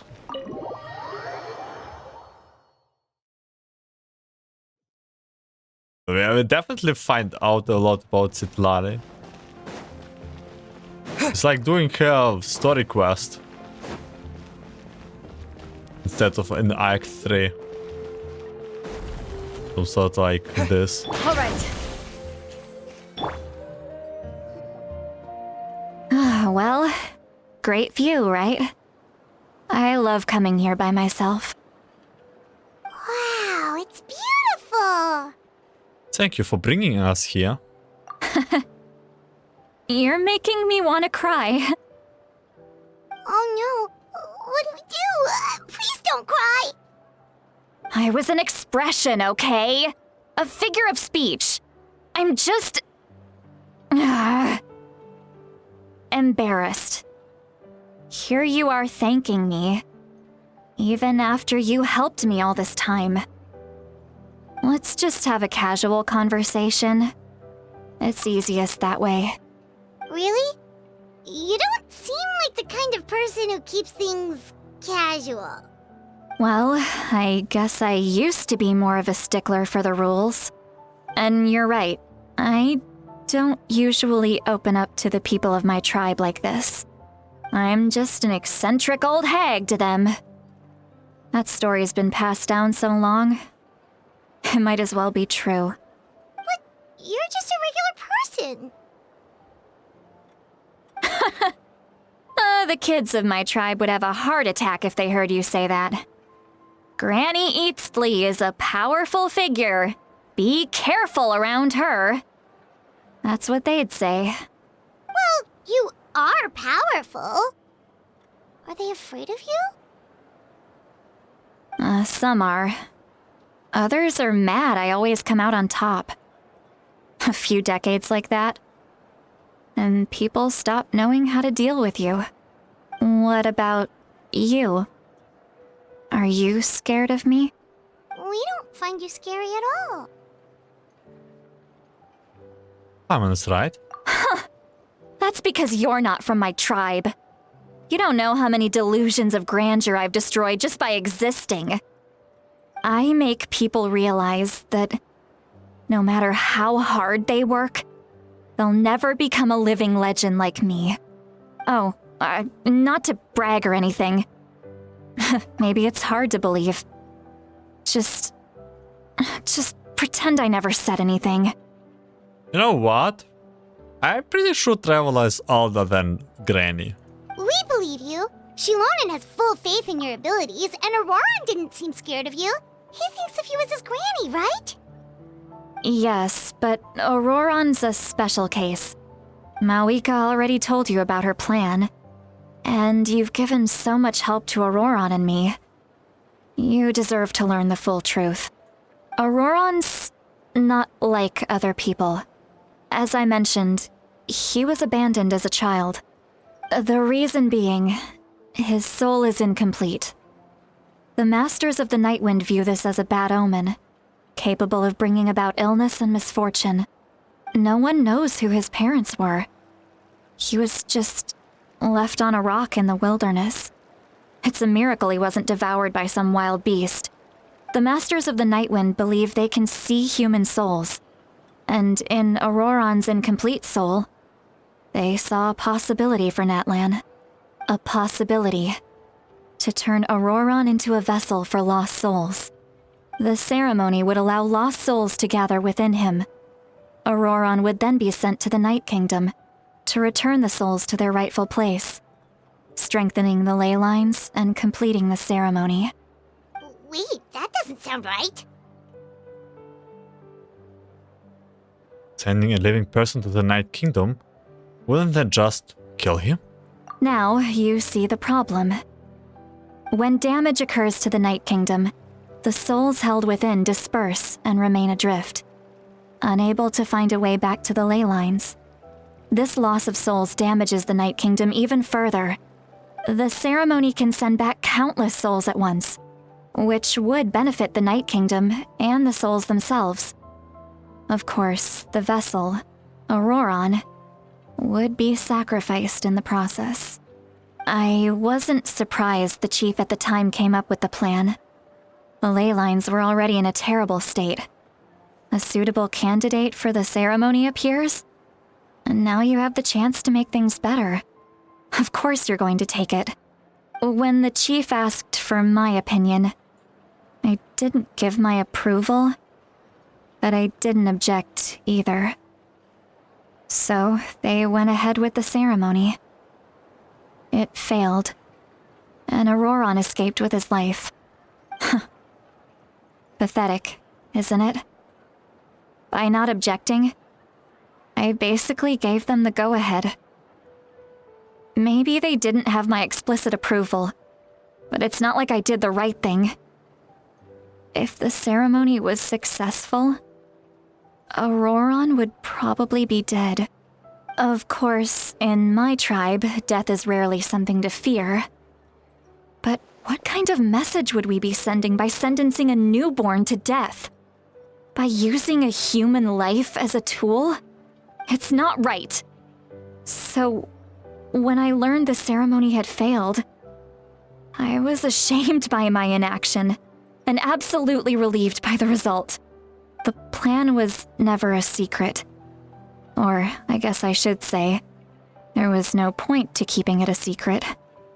A simple investigation from Ororon would reveal everything.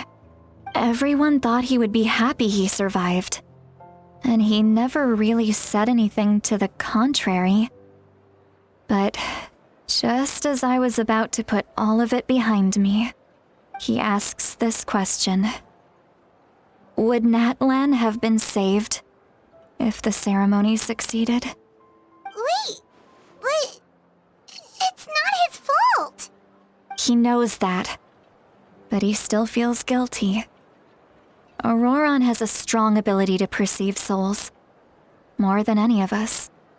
He understands just how dire the situation with ley lines has become. Maybe he chose to work with the Fatui because he still thinks he owes a debt to Natlan. I can only imagine what they told him.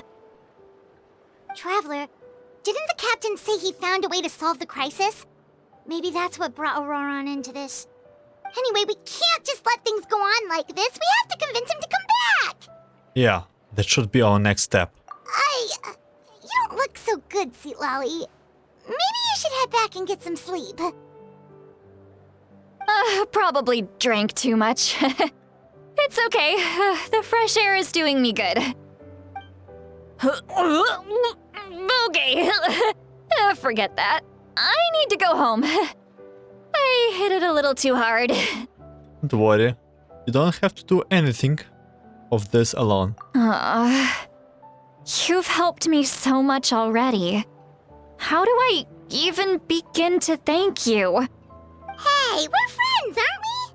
Besides, you already said you owe us a favor, so you don't need to worry about us. Good point. Well, I'll go home and get some sleep. We can figure out our next move in the morning.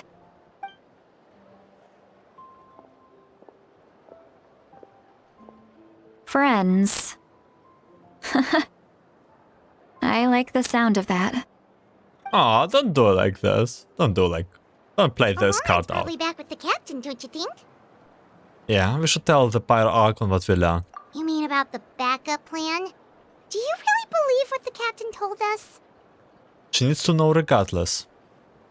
Yeah, you're right. We should just go to her directly. But she's probably asleep. We can find her first thing in the morning. For now, let's... go to bed.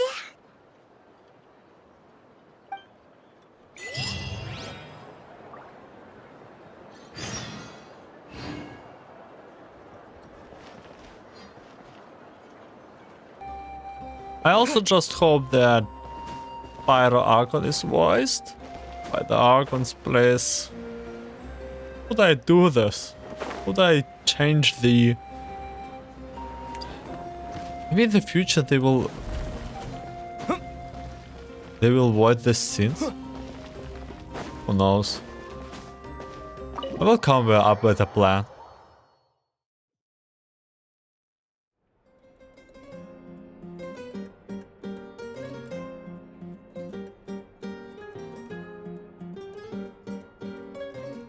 Why is it so noisy outside? Pirates still haven't sleep. Well, guess we should see what's going on.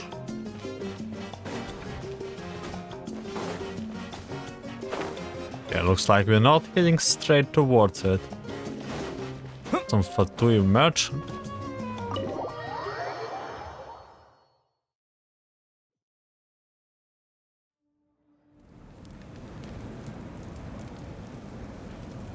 You're already here. I was just about to come get you. Wow, you're up early. That's impressive, especially after all the drinking last night. Let's not bring up last night. I'm embarrassed about the whole thing. Anyway, I was also woken up by the commotion.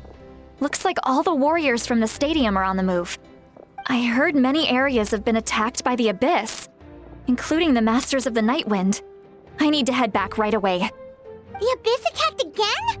Are you sure you can handle it on your own? Do you need our help? I'll be fine. We also have the support of the warriors stationed at the various outposts. Given the quick response, things shouldn't get too serious. The stadium could always use more manpower, so you should join the forces here. What about Ororon?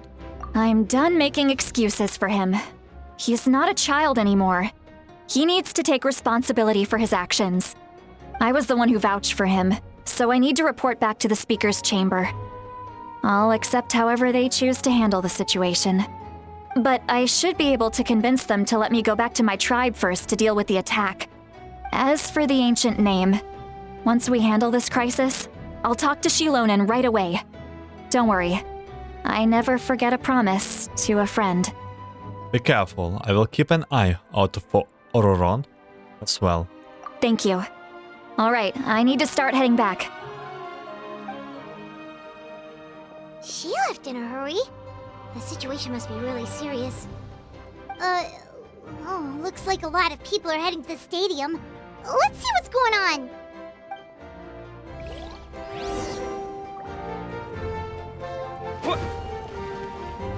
What? Where do I live?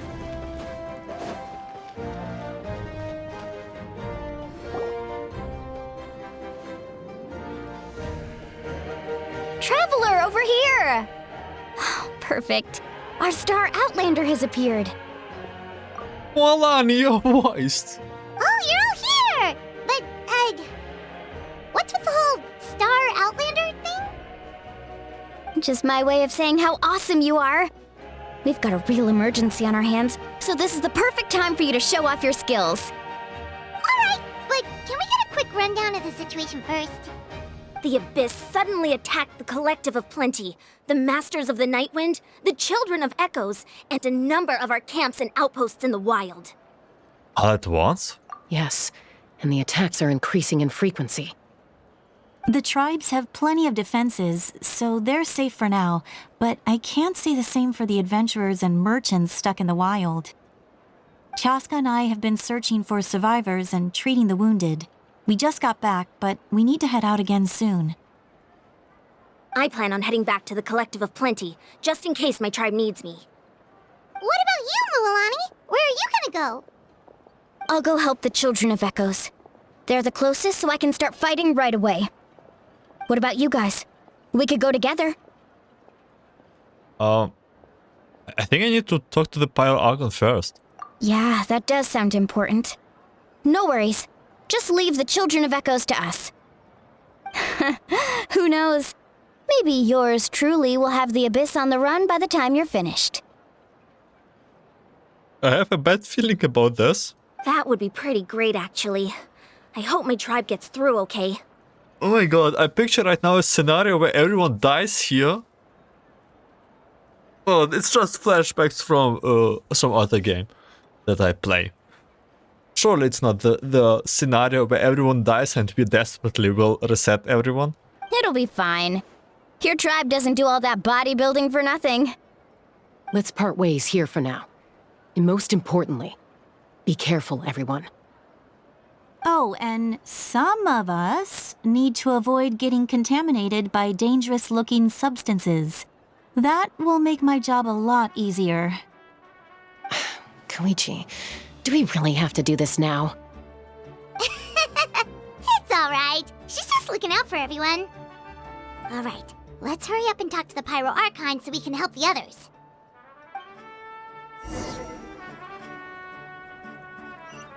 Okay, we have a talk to do.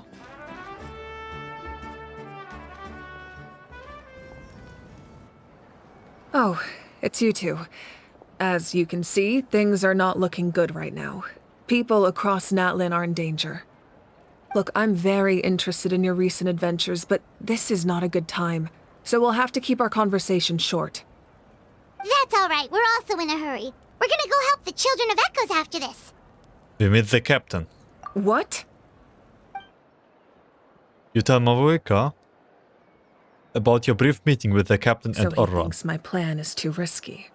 He thinks I'm being stubborn. Well, is it true? Can the Gnosis do what he said? I shouldn't underestimate the Fatui's ability to gather intelligence.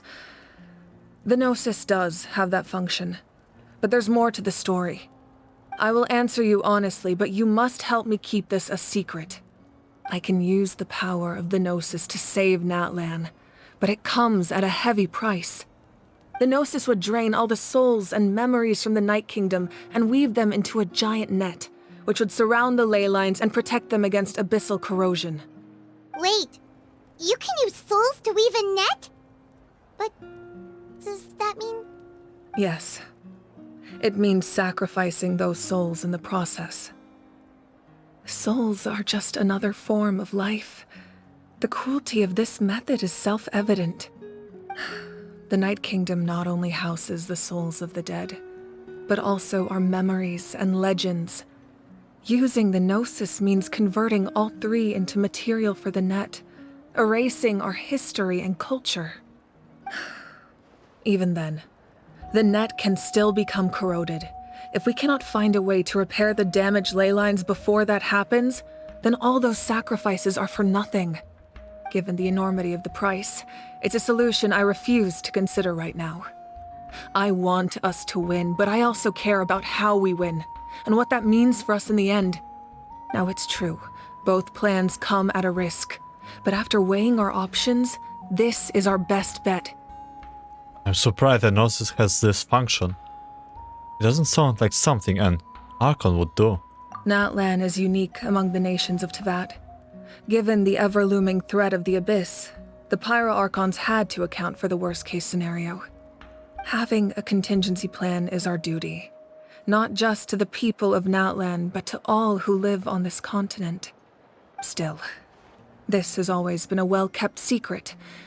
I'm very curious how the captain learned this information. Oh, one more thing? The captain said he found another way to solve the problem. Could be equally as extreme, though. Without the Gnosis, he should have no other option. But I see no reason for him to lie. Seems like our only path forward is to track him down, so he can answer that question for us. The Pyro Archon just shared an important secret with us, and she seems sincere. Figuring out the captain's supposed new way of saving Natlan is the key. Judging by your expression, you must have doubted me, even if just for a second. Maybe a little. Not even a little! We would never... Wait, what are you talking about, Traveler? Just as expected. I appreciate your sincerity. Maybe it was out of caution, anxiety, or simple curiosity, but know this. No matter what, our goal remains the same. We both want to save the people of this land. So now that you have your answer, do you still doubt me? Not at all. You scared Paimon. You really got a lot of guts, Traveler. I think. That's a good thing. Oh, and feel free to call me Mawika. It's what all my friends call me, and I like it that way. As for the captain, the intelligence officers we assigned to the Fatui should be back soon. We'll get our answer then. Can we call you Himeko? That's just out of nowhere. That's That's great. Sounds like we just have to wait a little longer. Are the current attacks the beginning of the real disaster? Not just yet. Even though the Abyss is attacking several locations at once, I'm confident the warriors stationed in those areas can handle it. Don't worry. I just need to finish coordinating our available manpower, then I'll take a small team to handle the difficult locations. Wait, you're going to fight in person? Didn't you give up your power? That's true. I'm far less powerful than a god in my current state. But don't forget, I was an experienced and powerful warrior before I ever became the Pyro Archon. No matter how you look at it, my duty is on the front lines. I'm sure you are inspiration of all your warriors. Sure. You are not scratching yourself too thin. I just think there's strength in numbers. If the people feel emboldened, that's just a bonus. Anyway, even if we respond to these threats in time, it's not a permanent solution in the long run. I've considered moving my people to other nations, but given their close connection to the Night Kingdom, a forced evacuation would have devastating consequences. I've told the chiefs of each tribe to strengthen their defenses and advise people against leaving their settlements. Now, I just need to find the right time to disclose the true nature of the crisis to the people of Natlan. Paimon's a little worried about how people will react. I think a lot of people will join the fight. Yes, but that won't be the only response. In any case, that's for me to worry about. I'll let you know when we have more information on the captain. All right, we should head out. Maybe we can join up with Moani. She can't be too far ahead. Yeah, let's go. Stay safe, Muika. No need to worry about me. No need to worry about me. Famous last word. Yeah, it's... knows. Maybe they will be a surprise here. Children of Echoes. Oh, back. Right back there. Looks kinda normal. All right.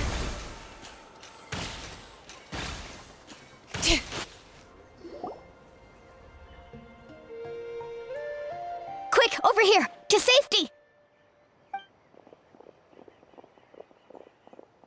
Kachina, how many people do you have left? They have all made it out.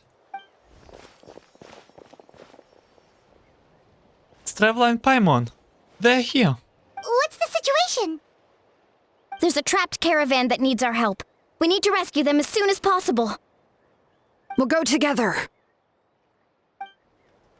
I'm coming too. Why is it only Kachina and Niche that's not? Thank you so much for lending us a hand. I'm so glad no one got hurt. They're not voiced. Thanks for the help. I'll take them back to the tribe. Thank goodness Shilonen showed up. That was a close one. You can say that again. I can't believe this happened. I didn't expect Kachina to save us. She's really coming into her own. Of course. I mean, she already won the pilgrimage. That's how Granny and Gramps look. Yeah, I think it's the caravans. No, No abyss whatsoever.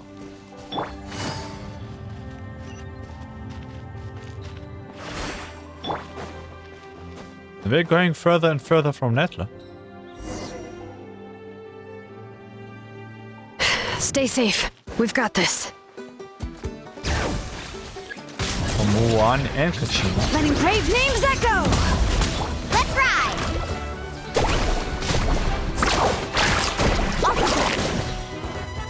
Catch an epic wave! Get back! Oh, I need to attack this thing. Bring it! I really thought I was done for. I can't thank you enough. Don't worry about it. We're just glad you're okay. Let's see. Your goods look fine too. Guess the abyss isn't after Mora. That should be the last abyssal pylon near the Children of Echoes. Oh, that was scary. But we did it. By the way, where's Citlali? I thought she would come with you. The Masters of the Nightwind also got attacked, so she went back to help her tribe. She said we can deal with the ancient name later. Yeah, that makes sense. The attacks are more urgent. Alright, this isn't a good place to talk. Let's head back to the tribe.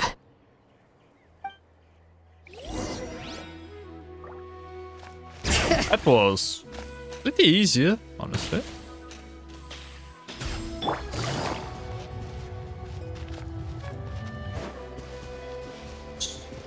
Just up a little bit.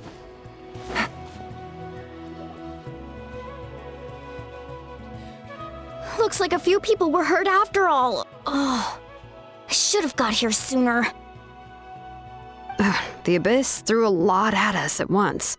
I rushed out as soon as I heard the alarm, and there were already so many monsters. Before long, Kachina brought over a whole group of warriors, and just like that, we destroyed several pylons as a team. I wasn't in charge of anything. We just happened to be together. Still, I think this proves that camping in the wild was a great idea. That's how we were able to respond so fast.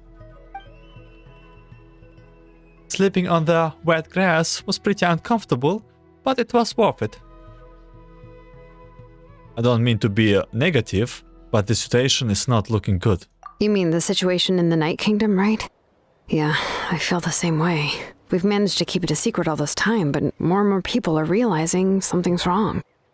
It's impossible not to feel anxious when things are getting worse by the second, and all we can do is wait.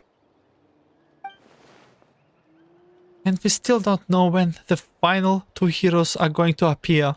That just means we need to buy the Pyro Archon more time. Keep pushing, everyone. Every battle is worth something. I already forgot. Who is Kinich and Mulani? Then Citlali? Right? Who is this fourth one? You really are an eternal optimist, Mualani. You always find a way to cheer people up. Why, thank you. I guess it's one of my better qualities. Alan, few things you should know. You share the captain's intel. So, specifics aside, the Pyro Archon confirmed the Gnosis can resolve the crisis, but it comes at a huge price. And somehow the captain finds out about it, goes to fight the Pyro Archon, and calls her out for having a solution but refusing to use it. Honestly, if he has the same information as us, I can't really blame him. It's probably because our plan is too risky. Don't even know if the 6 heroes will return in time. We talked to Moika before we left the stadium. According to her, the cost of the captain's plan is too high. And, well, it makes sense. If that was truly the better choice, she would have picked it. Yeah, I trust the Pyro Archon. When I was upset about Kachina's disappearance, she was really sincere and patient with me. Plus, she burned down all those precious mementos for Kachina. She's already proven how much she values even a single person's life. When it comes to Natlan's survival, there's no way she would hold back. I agree. Maybe the captain weighed the costs and came to his own conclusion, but I'm sure we have different priorities. Life is important, but so are history and memory. I'm on Mawika's side too. As the Archon, she can't tell us everything, but it seems like she wasn't holding anything back this time. The next question is, if the captain found a new way to save Natlan, how come the Pyro Archon has never heard of it? Yeah, and isn't he from Stinsnaya? Why would the Fatui want to save Natlan? This is all super confusing. We still don't have enough information. Once we figure out what the Fatui are doing, we'll have our answer. Let's head back then. Mawika said her intelligence officers should return soon. With how many Fatui there are, someone's bound to give something away. Sounds good. I have a few theories of my own. With a bit more information, we just might get to the bottom of the whole thing. Want to join our garnison, Mualani? I was just about to ask. Count me in. If I was just a bit faster, we could have prevented a few people from getting hurt. People who could help us in the next battle. It's all a chain reaction. Then you should go register right away. It shouldn't take long. Everyone is looking for people. Register? Nah. I'll just follow you around. You know, go where you go, do what you do. Okay, but then you have to follow my orders. You got it. I just don't want to make the trip back. It's so far. All right. See you all later. Let's get together and celebrate once this is over. Oh, you betcha!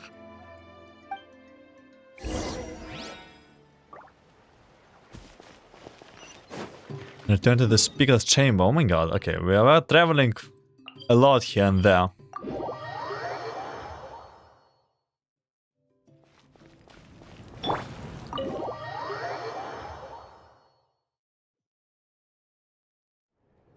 Mawika! Oh, Chaska and Koichi are here! Wait, are you okay, Koichi? I'm fine. No need to worry. They ran into the Fatui while out on a mission and decided to follow them. The Fatui? The Fatui bonded Koichi? Calm down and let me explain. Here's what happened.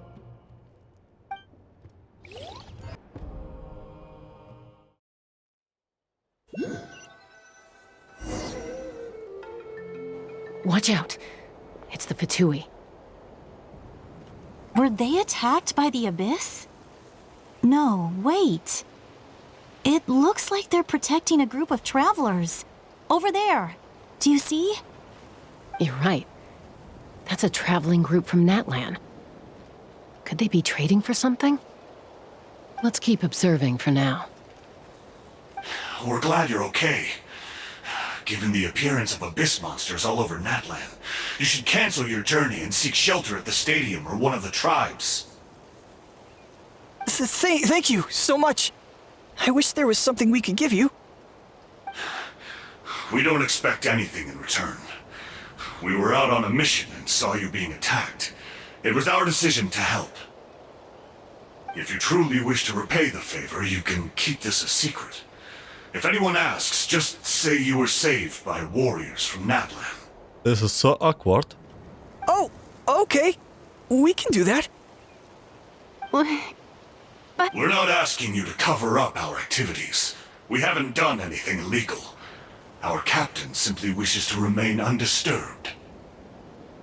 Nonetheless, the decision remains yours.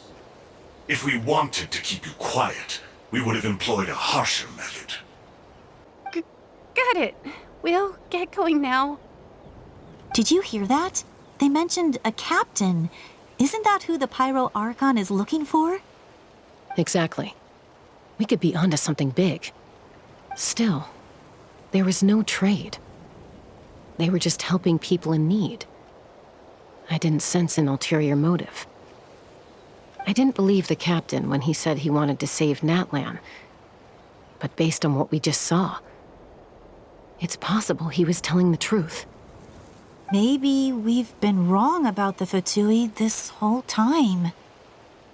It's too early to say. Let's follow them and see what's really going on.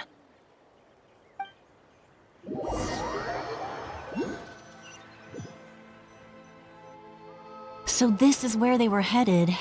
Looks tricky. It's heavily guarded on all sides. Koichi, wait for me here. I'll go in and check it out. Oh, no, you don't. How are you planning to get through all the guards?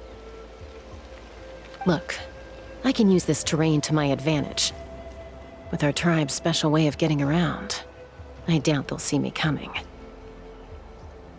We still can't see anything on the inside. What if you can't find cover? You won't have anyone to watch your back if you go in alone. The more heavily guarded the location, the more valuable the secrets. Even if the captain isn't here, we can still figure out what the Fatui are planning. That intel is worth the risk.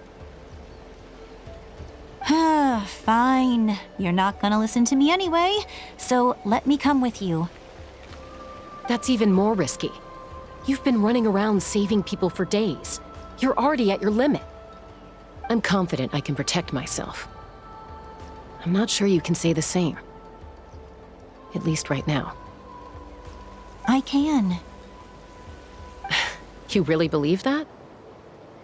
Fine, don't believe me. But you can't honestly tell me infiltrating a heavily guarded Fatui hideout all on your own sounds more reasonable. You know, growing up, even if I insisted on doing something, it never gave you any trouble. I'm not sure you can say the same. All right. If we start arguing, this will never end. We can't let this opportunity go to waste. Guess that means I win. Don't worry, you're not the only capable young person from our tribe. I can handle this. All right, same plan as usual. We split up, communicate with hand signals, make sure our blind spots are covered, and support each other once we strike. Got your ropes? Yeah, let's go.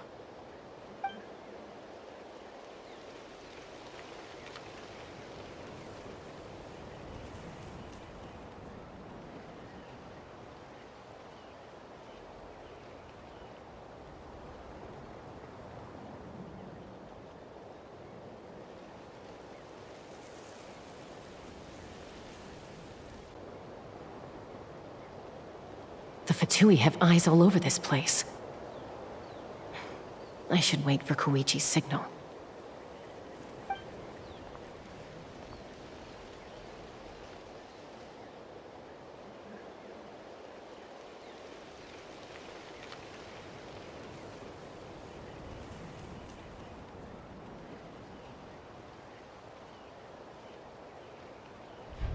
Now.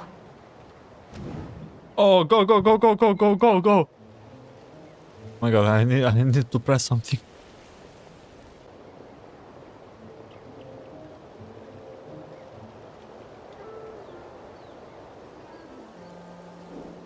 Not sure how many chances I'm gonna get. I need to act. I really don't want to mess it up. Good. I made it without getting caught. I should get to that platform over there. But it's guarded by the Fatui.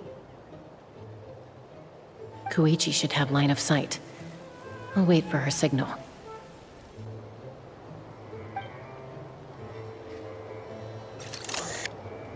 Oh, what should I do?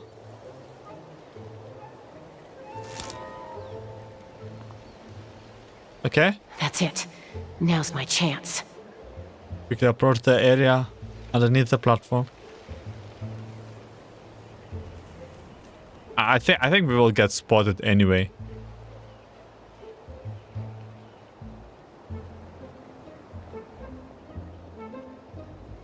The Windtrace music in the background. It's no use staying in one place. I should keep moving. Looks like Chaska is helping me by keeping an eye on the Fatui movements. I'll wait for her signal. Oh my god, I don't like this.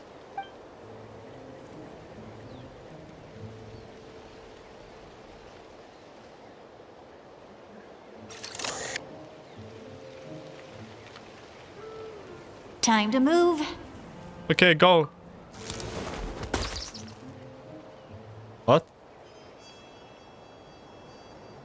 Whew. That was close. Almost got caught. Probably can't make it over in one go. I'll wait for my next chance. Now's my chance. Sure.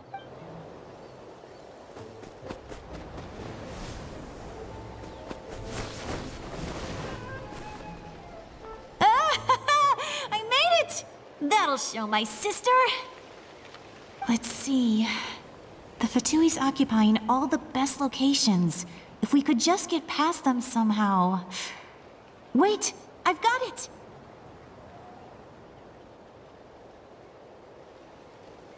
Get us out the mysterious sphere.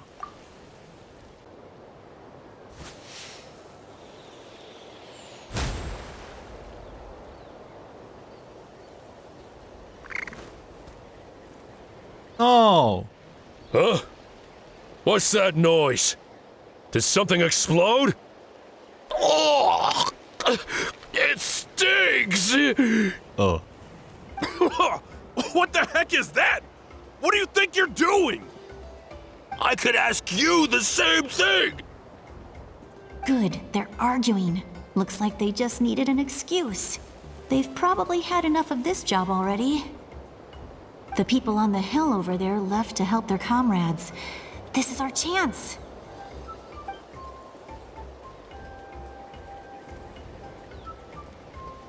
Come get me, Chaska. I hope she gets this hand signal. That's Koichi's signal. Smart idea. Alright, time to move.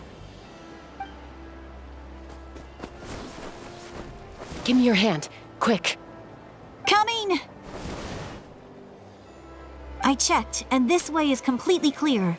It should lead us to the deepest part of this place.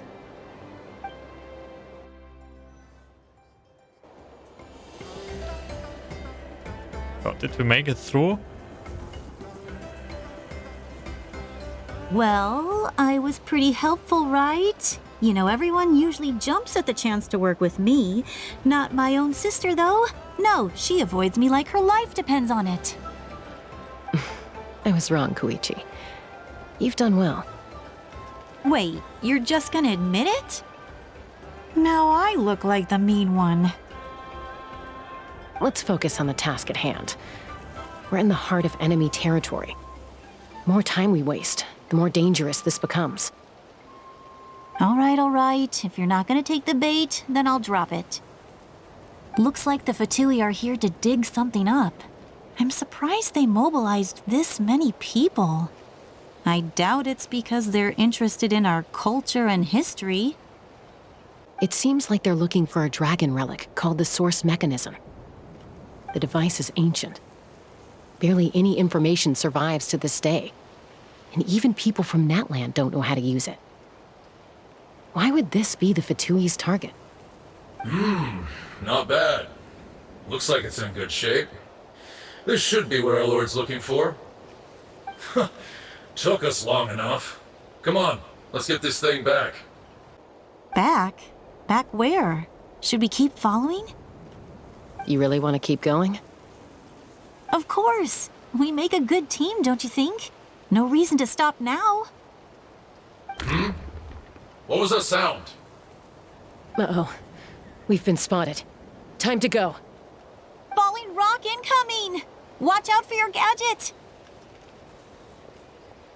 What?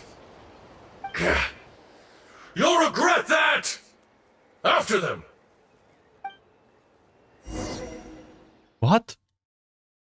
What falling rock? Once we got them off our tail, we went back to observe some more. They'd collected several identical pieces of something. It looked like they were waiting, though. So we decided to come back. So, Koichi got injured trying to get them off your tail? She pushed herself too hard and collapsed on the way back to the stadium. Well, I didn't cause you any trouble while we were fighting, right?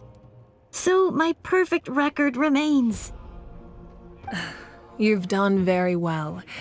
I could make a comment on knowing your limits, but it's not my place. I know. I'm already reflecting on my actions. So, our current intel suggests the Fatui is after the source mechanism. The device is a complete mystery, even to us. What does the captain want with it? I have no idea. But it's safe to assume the device could serve a similar purpose to the Gnosis. Shilonen, I need you to gather every scholar in Natlan familiar with the secret source. Yeah, I'll get right on it. Thank you both for your hard work. Koichi, it's time for you to get some rest. Oh, and there are gifts from your patients waiting at the speaker's chamber. I've prepared a small gift of my own as a token of gratitude. I'll send it to your home along with the others. My patience. That's so nice of them. Guess that means I'm doing something right. You don't need to give us anything, Archon. We were just doing our duty for Natlan. I should take Koichi home now. Well, if Koichi doesn't want her favorite Saurus crackers, then... I accept. Thank you, Archon. What am I gonna do with you? There's some for the rest of you as well. They're one of my favorites too, so don't be shy. I'll start investigating the source mechanism right away. If I learn anything, you'll be the first to know. Yummy snacks!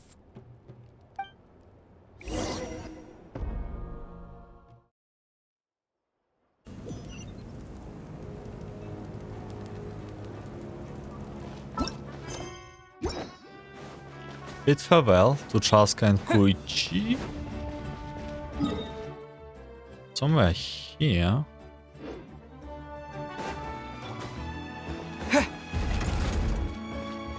And this place is definitely confusing.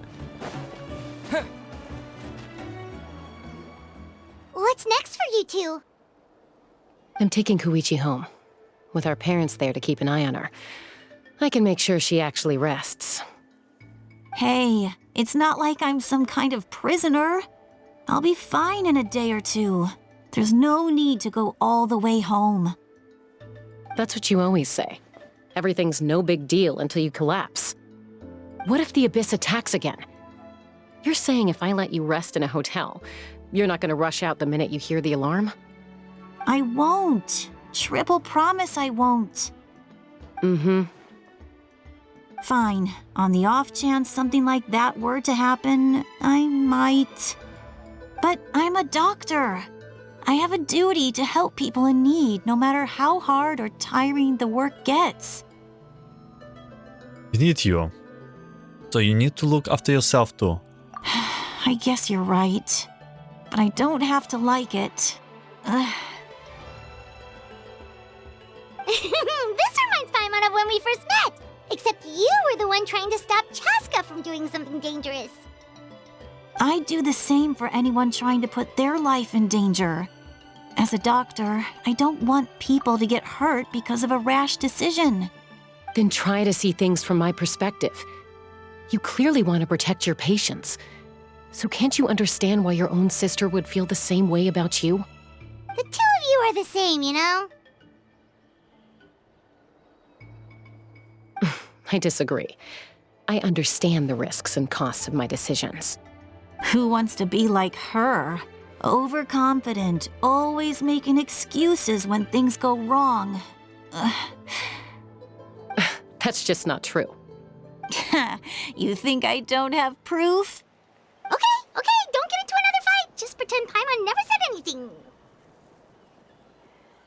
Don't worry, Paimon. You didn't do anything wrong. Arguing is just how we communicate. Neither of us really takes it to heart. Plus, I guess we are similar in some ways. Maybe I rush into things without thinking, but I learned that from her. We're family. I can't help it if my older sister is a bad influence. Okay, you don't have to put it that way. So, you're all good now? This is probably normal for them. Neither of us are really the type to back down, so we'll always have our differences. But still, we get along in our own way. Plus, I know you'll wake up one day and realize I was right all along. I just need to wait. Be my guest. Come on, let's get you home. See you later, Traveler and Paimon.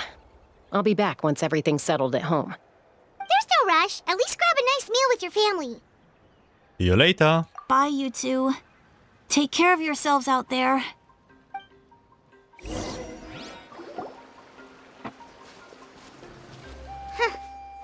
two will probably make up for real at some point, right?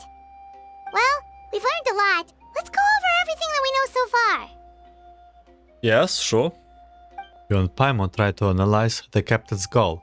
You feel like you are just one step away from the answer. Footsteps. Citlali? Lali? Ahem. Sorry for popping up out of nowhere. Again. Why do you look so awkward? Oh, is there something you need from us? Okay, I won't beat around the bush. Oh, and I'm sorry for interrupting your rest. I'll treat you to some charcoal grilled steak to make up for it. Awesome! Just give us your orders! Hey, friends don't order each other around. I'm just here to share some news. Remember what we talked about before parting ways? Oh yeah, you mentioned how Ororon has always wanted to save Natlan, and something about his soul being fragmented. Paimon and the Traveler discussed it after you left, and we think Ororon is probably back with the captain. What do you think? I agree with your hypothesis. And just now, I confirmed it myself. Ororon came back. He helped the Masters of the Nightwind defend our camp. What? He came back? Did he say anything? I told him to give up whatever he's doing, but he refused. He said they're just one step away from success, so there's no way he can back out now. Apparently, he came back to fulfill his duty to our tribe. When he left, he said it was because he still has a duty to Natlan as a whole. I'm surprised you let him go at all. I had to prioritize my tribe. Besides, the situation was intense. I couldn't focus on outside and inside threats at the same time. Plus, he was on guard. He knew I would try to go after him, so he made sure to keep his distance. I kept an eye out for a good opportunity, but it never came. All these years of calling me Granny, and I couldn't do a single thing for him in the end.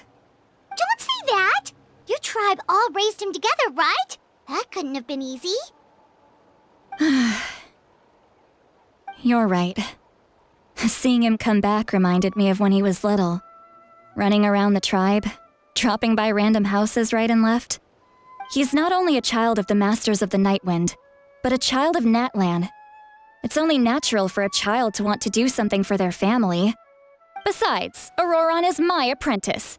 He might have a few tricks up his sleeve, but I guarantee I know every single one. Wait, what are you saying?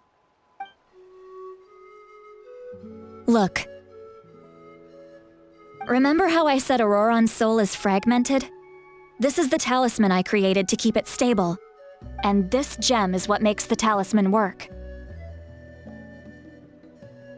It just so happens that Ororon is due for a gem replacement. Since I can't get close to him, I put the new gem in a supply bag and asked Aoife to bring it to him. You guys know Aoife, right? No? Well, he's a pretty famous vet around these parts. He's always bringing me all sorts of things, and he happens to be very good friends with Ororon. Aoife doesn't know what's going on, so he agreed, no questions asked. Ororon would find the gem as soon as he opened the bag. He knows how important it is, so I knew he would make the switch. He probably suspected that I tampered with it. But here's the catch. The trick is on the bag. The moment he touched it, a portion of his memories were copied onto the old gem. which he no longer needed. That's amazing. You can do something like that? Most people can't, but I can. Thank you, Granny. I kinda did not understand what she means. That trick he used to bring you to the Night Kingdom isn't anything special, by the way. My technique is much more subtle. He won't notice anything. Okay. So in other words, we have a whole backup of Ororon's memories in this gem. The kid thinks he can take me on? Like I wasn't the one who taught him everything he knows? That's amazing, Citlali. Let's take a look right away. Once we get to the bottom of this, we can finally track him down. I know he thinks of me as his grandma, but do you think he'll get mad at me for this? You can be honest. Huh, that's a tough question. Paimon doesn't have a grandma, so she's not the best person to ask. It's possible. Families disagree sometimes. But as his family, you have to do this. To be honest, I've always doubted my ability to look after him. I didn't stop the ceremony all those years ago. And now, I'm useless again. But if I stop here, it will haunt me until I'm 500 years old. Every night I'll wake up in a fit of anger. How old are you still? You didn't answer our question. And then start crying. And then start freaking out crying. Yeah, you're right. First anger, then tears. Oh, wait! Who are you calling a crybaby? You're just making it worse, Traveler. I need to look at his memory. Even if he resents me, refuses to see me, or runs away for good. I don't care, and I won't blame him. A family does whatever it takes to protect their own. You sure you'll be okay? We can come with you if you want. Did you just say you'll come with me? Is that okay? We have a pretty good reason to see it too, don't we? Because, right, we need leads on the Fatui. Yeah, Paimon is right. We should be there. You really mean it? Fine, you can come. Just promise me you'll see this through. No backing out. Got it? Don't worry, we're professional adventurers.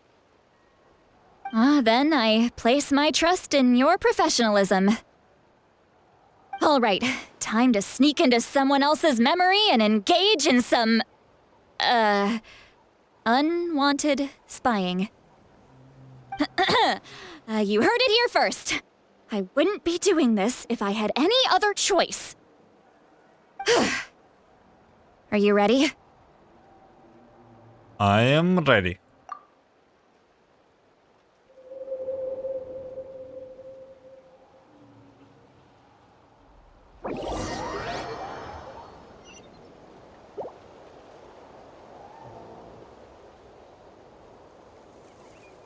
Look how good you're doing. You'll grow into nice big radishes in the future.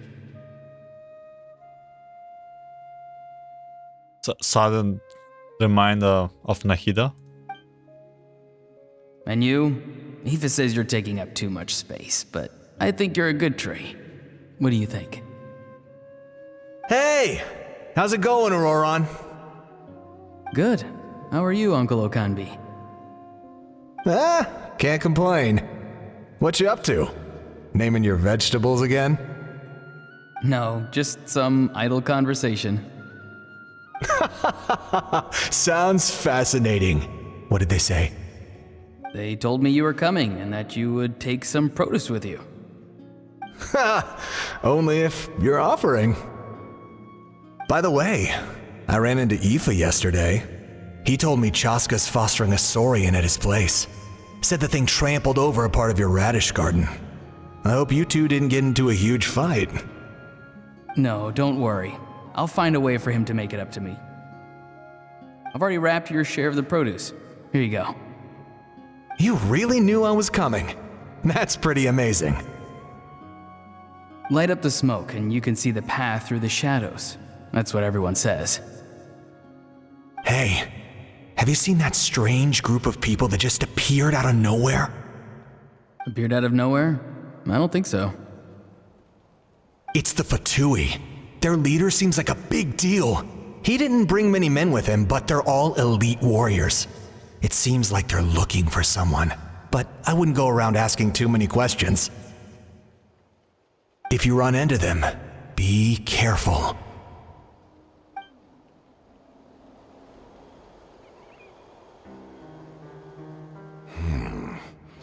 You're from the Masters of the Nightwind, are you not? Why do you live here alone? I enjoy living by myself out in the wild. I guess you're from the Fatui, the one everyone's calling a big deal. Not an inaccurate description. I'm looking for someone who may be known to you. Citlali is her name. Granny? What does an Outlander want with her? I've heard the name. You have business with her? There's no point to further questioning if you insist on hiding things from me. I shall seek answers elsewhere. Oh, he could tell I was lying and now he's leaving? He gave up just like that? Hey! At least tell me why you're looking for Citlali. I'm Captain the Man of Focus. It's none of your concern. I have my own means of tracking her down.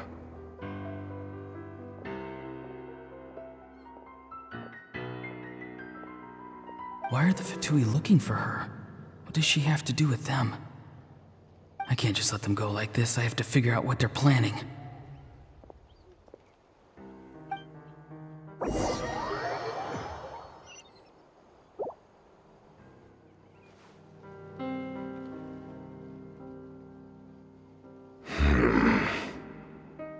I've just been studying the ley lines and asking for leads on Granny.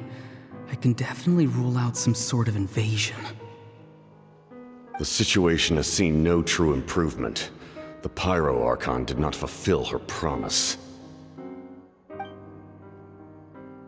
My lord! Ignore him. He is no threat.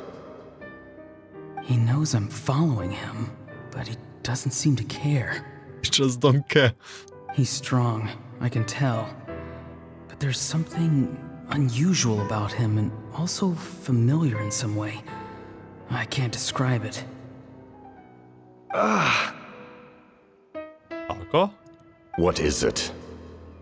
My lord, I feel dizzy. A ley line disturbance. Certain presences have been forced to wander outside their rightful realm.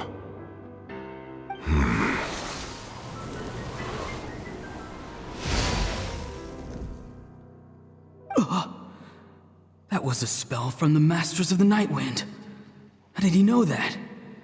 Is he sending those escaped souls back into the ley lines? How did he do that so easily? Soulfaring is supposed to be extremely difficult. This could be related to why he's searching for Granny. I feel much better. Thank you, my lord. Think nothing of it. Stay vigilant, and continue to gather information. The Abyss could attack at any moment. If you notice any irregularities, assume drill formation and be prepared to fight.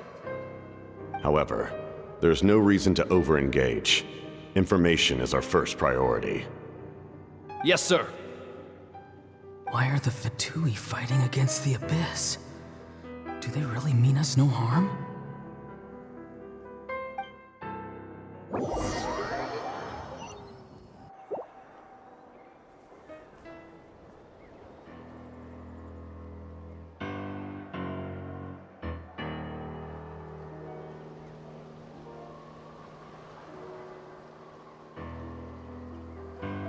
I've been following him this whole time and still they ignore me? Do they really not care? It seems like his subordinates referred to him as the captain. Never heard of him before. And now he's headed to the stadium. That's unusual. Oh, what is he gonna do? You two, with me. Everyone else, wait here as instructed.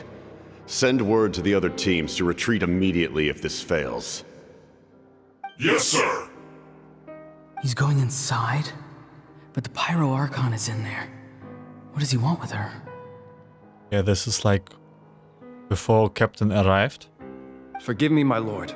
Allow me to check one more time. Do you truly wish to do this?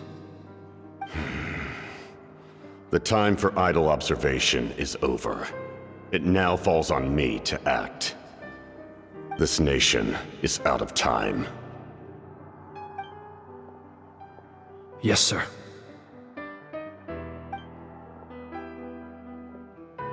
He just walked straight into the stadium. What is he gonna do?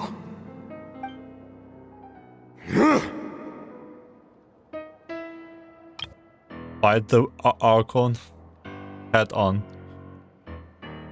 They're both incredibly strong. How long will they have to fight until someone comes out on top?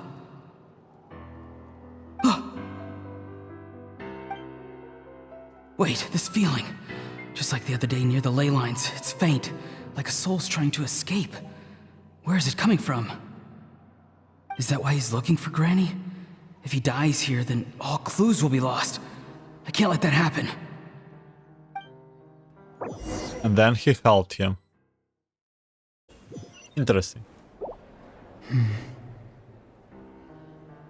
So Captain let them observe his doings to gain his trust. As for you, I must confess, I did not expect that little trick of yours to save the day.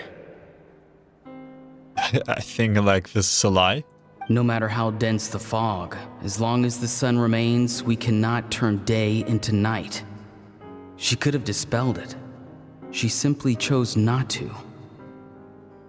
You don't have much time, and you're injured on top of that. What do you plan to do next? I'm beginning to see just how useful you may turn out to be. You heard something from here, didn't you?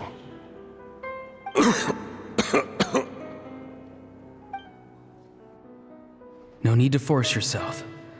I've never seen anyone match the Pyro Archon in battle before. I didn't expect you to intervene at such a critical moment. You know I've been following you. Why didn't you stop me? When walking in the forest, it is only natural to encounter wild beasts. However, not every beast has the courage to come out and bite. And yet, one of those very beasts saved your life. You think so? Then speak. What do you want? I didn't save you because I wanted something.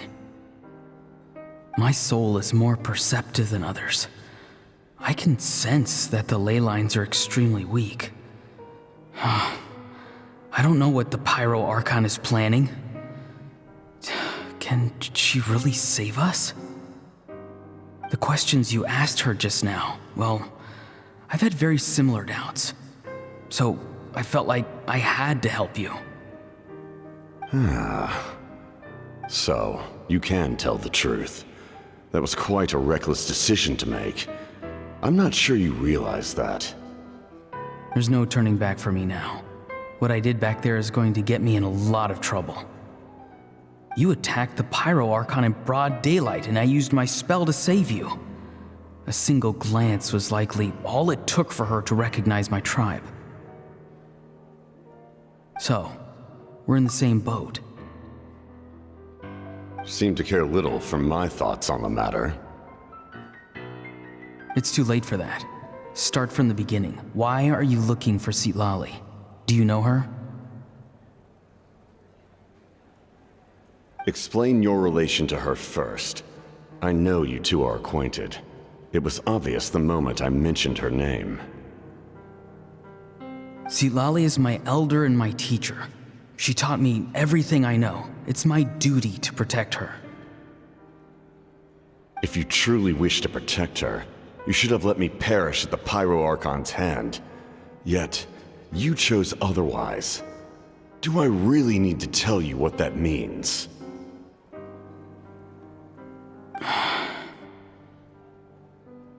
want to do something to change Natlan for the better.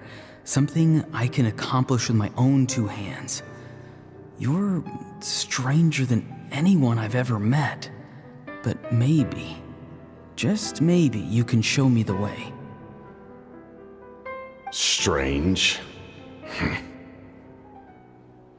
Citlali is said to be the legendary Granny Itztli, someone capable of communicating with the Wyab, and the Wyab are the key to information on the Night Kingdom. Why do you need knowledge on the Night Kingdom? That is not something you need to know. Don't forget, I saved your life. Do you not believe the Fatui capable of betraying a debt? People can lie, but souls cannot. I can tell there's a weight to your soul, a sense of justice. You may not live among your tribe, but you certainly know their tricks. I apologize for my rash judgment. You are more capable than I imagined. Let's go. We'll see if you have what it takes to join my plan.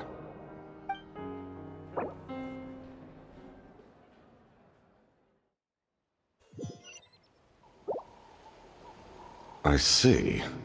Interesting approach. Worth trying, I think. Rather than weaving a net to protect the ley lines, this method would address the root problem by reconstructing the ley lines themselves.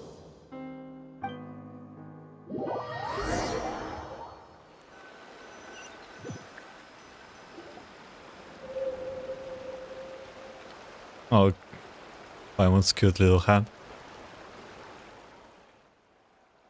Woo! Traveler, Paimon. Are you two alright? Paimon's fine, just, a little dizzy. I'm fine. Are you okay, Citlali? Of course. I'm so mad at him. After everything, he still can't let go of the past. I can kind of understand how he feels. For some reason, he thinks he owes something to the people who cared for him. Stubborn, self-righteous fool. Where's that gonna get him? Now that he's all grown up, he thinks no one can tell him what to do? He thinks he can just run away whenever he wants. I'll show him. If he tries to run one more time, he's got another thing coming. Maybe stubbornness runs in the family. Like grandmother, like grandson, as they say. Is that supposed to be a compliment? Huh, that kid's got nothing on me. This is so cute. Anyway, back to what we just saw. I don't even know what to make of it. Yeah, the captain seriously wants to reconstruct the ley lines? What does that even mean? Something like the loom of fate, maybe? But how does that help with the abyss? The loom of fate? Oh, it's kind of hard to explain. Basically, it's a device from Conrio that has unbelievable power. Anyway, if he really wants to manipulate the ley lines, everyone in Natlan will be affected. Oh, this is big. He's serious. It lines up with everyone he has said before. He tries to shield the Gnosis for the same purpose. Which means the captain has been honest from the very beginning. Ororon's memory proves that. Why is he so obsessed with saving Natlan? Oh, we've got to tell Moika about this right away. But also in the Fontaine, Alessino did something familiar too, and just wanted to save her home. Is Captain's home Natlan? Yes. She needs to know about this. Now. Okay, let's go then.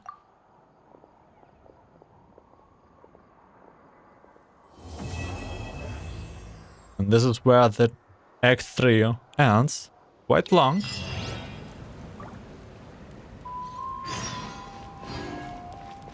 beneath the secret source. So, still the situation on Natlan is ramping up and ramping up. I really love Citlali. This interaction, this whole, it's so funny.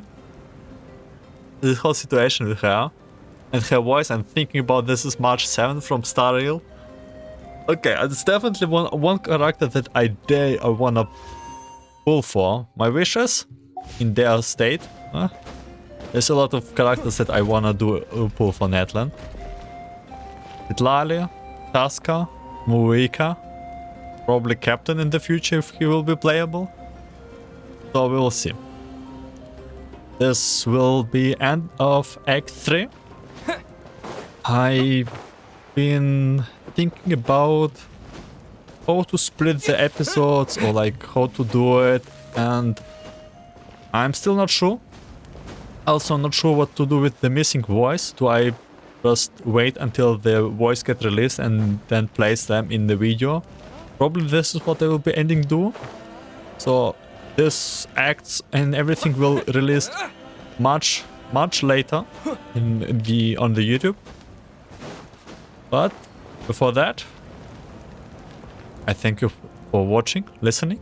Wish you a good day, night, afternoon, and see you on Act 4. Take care.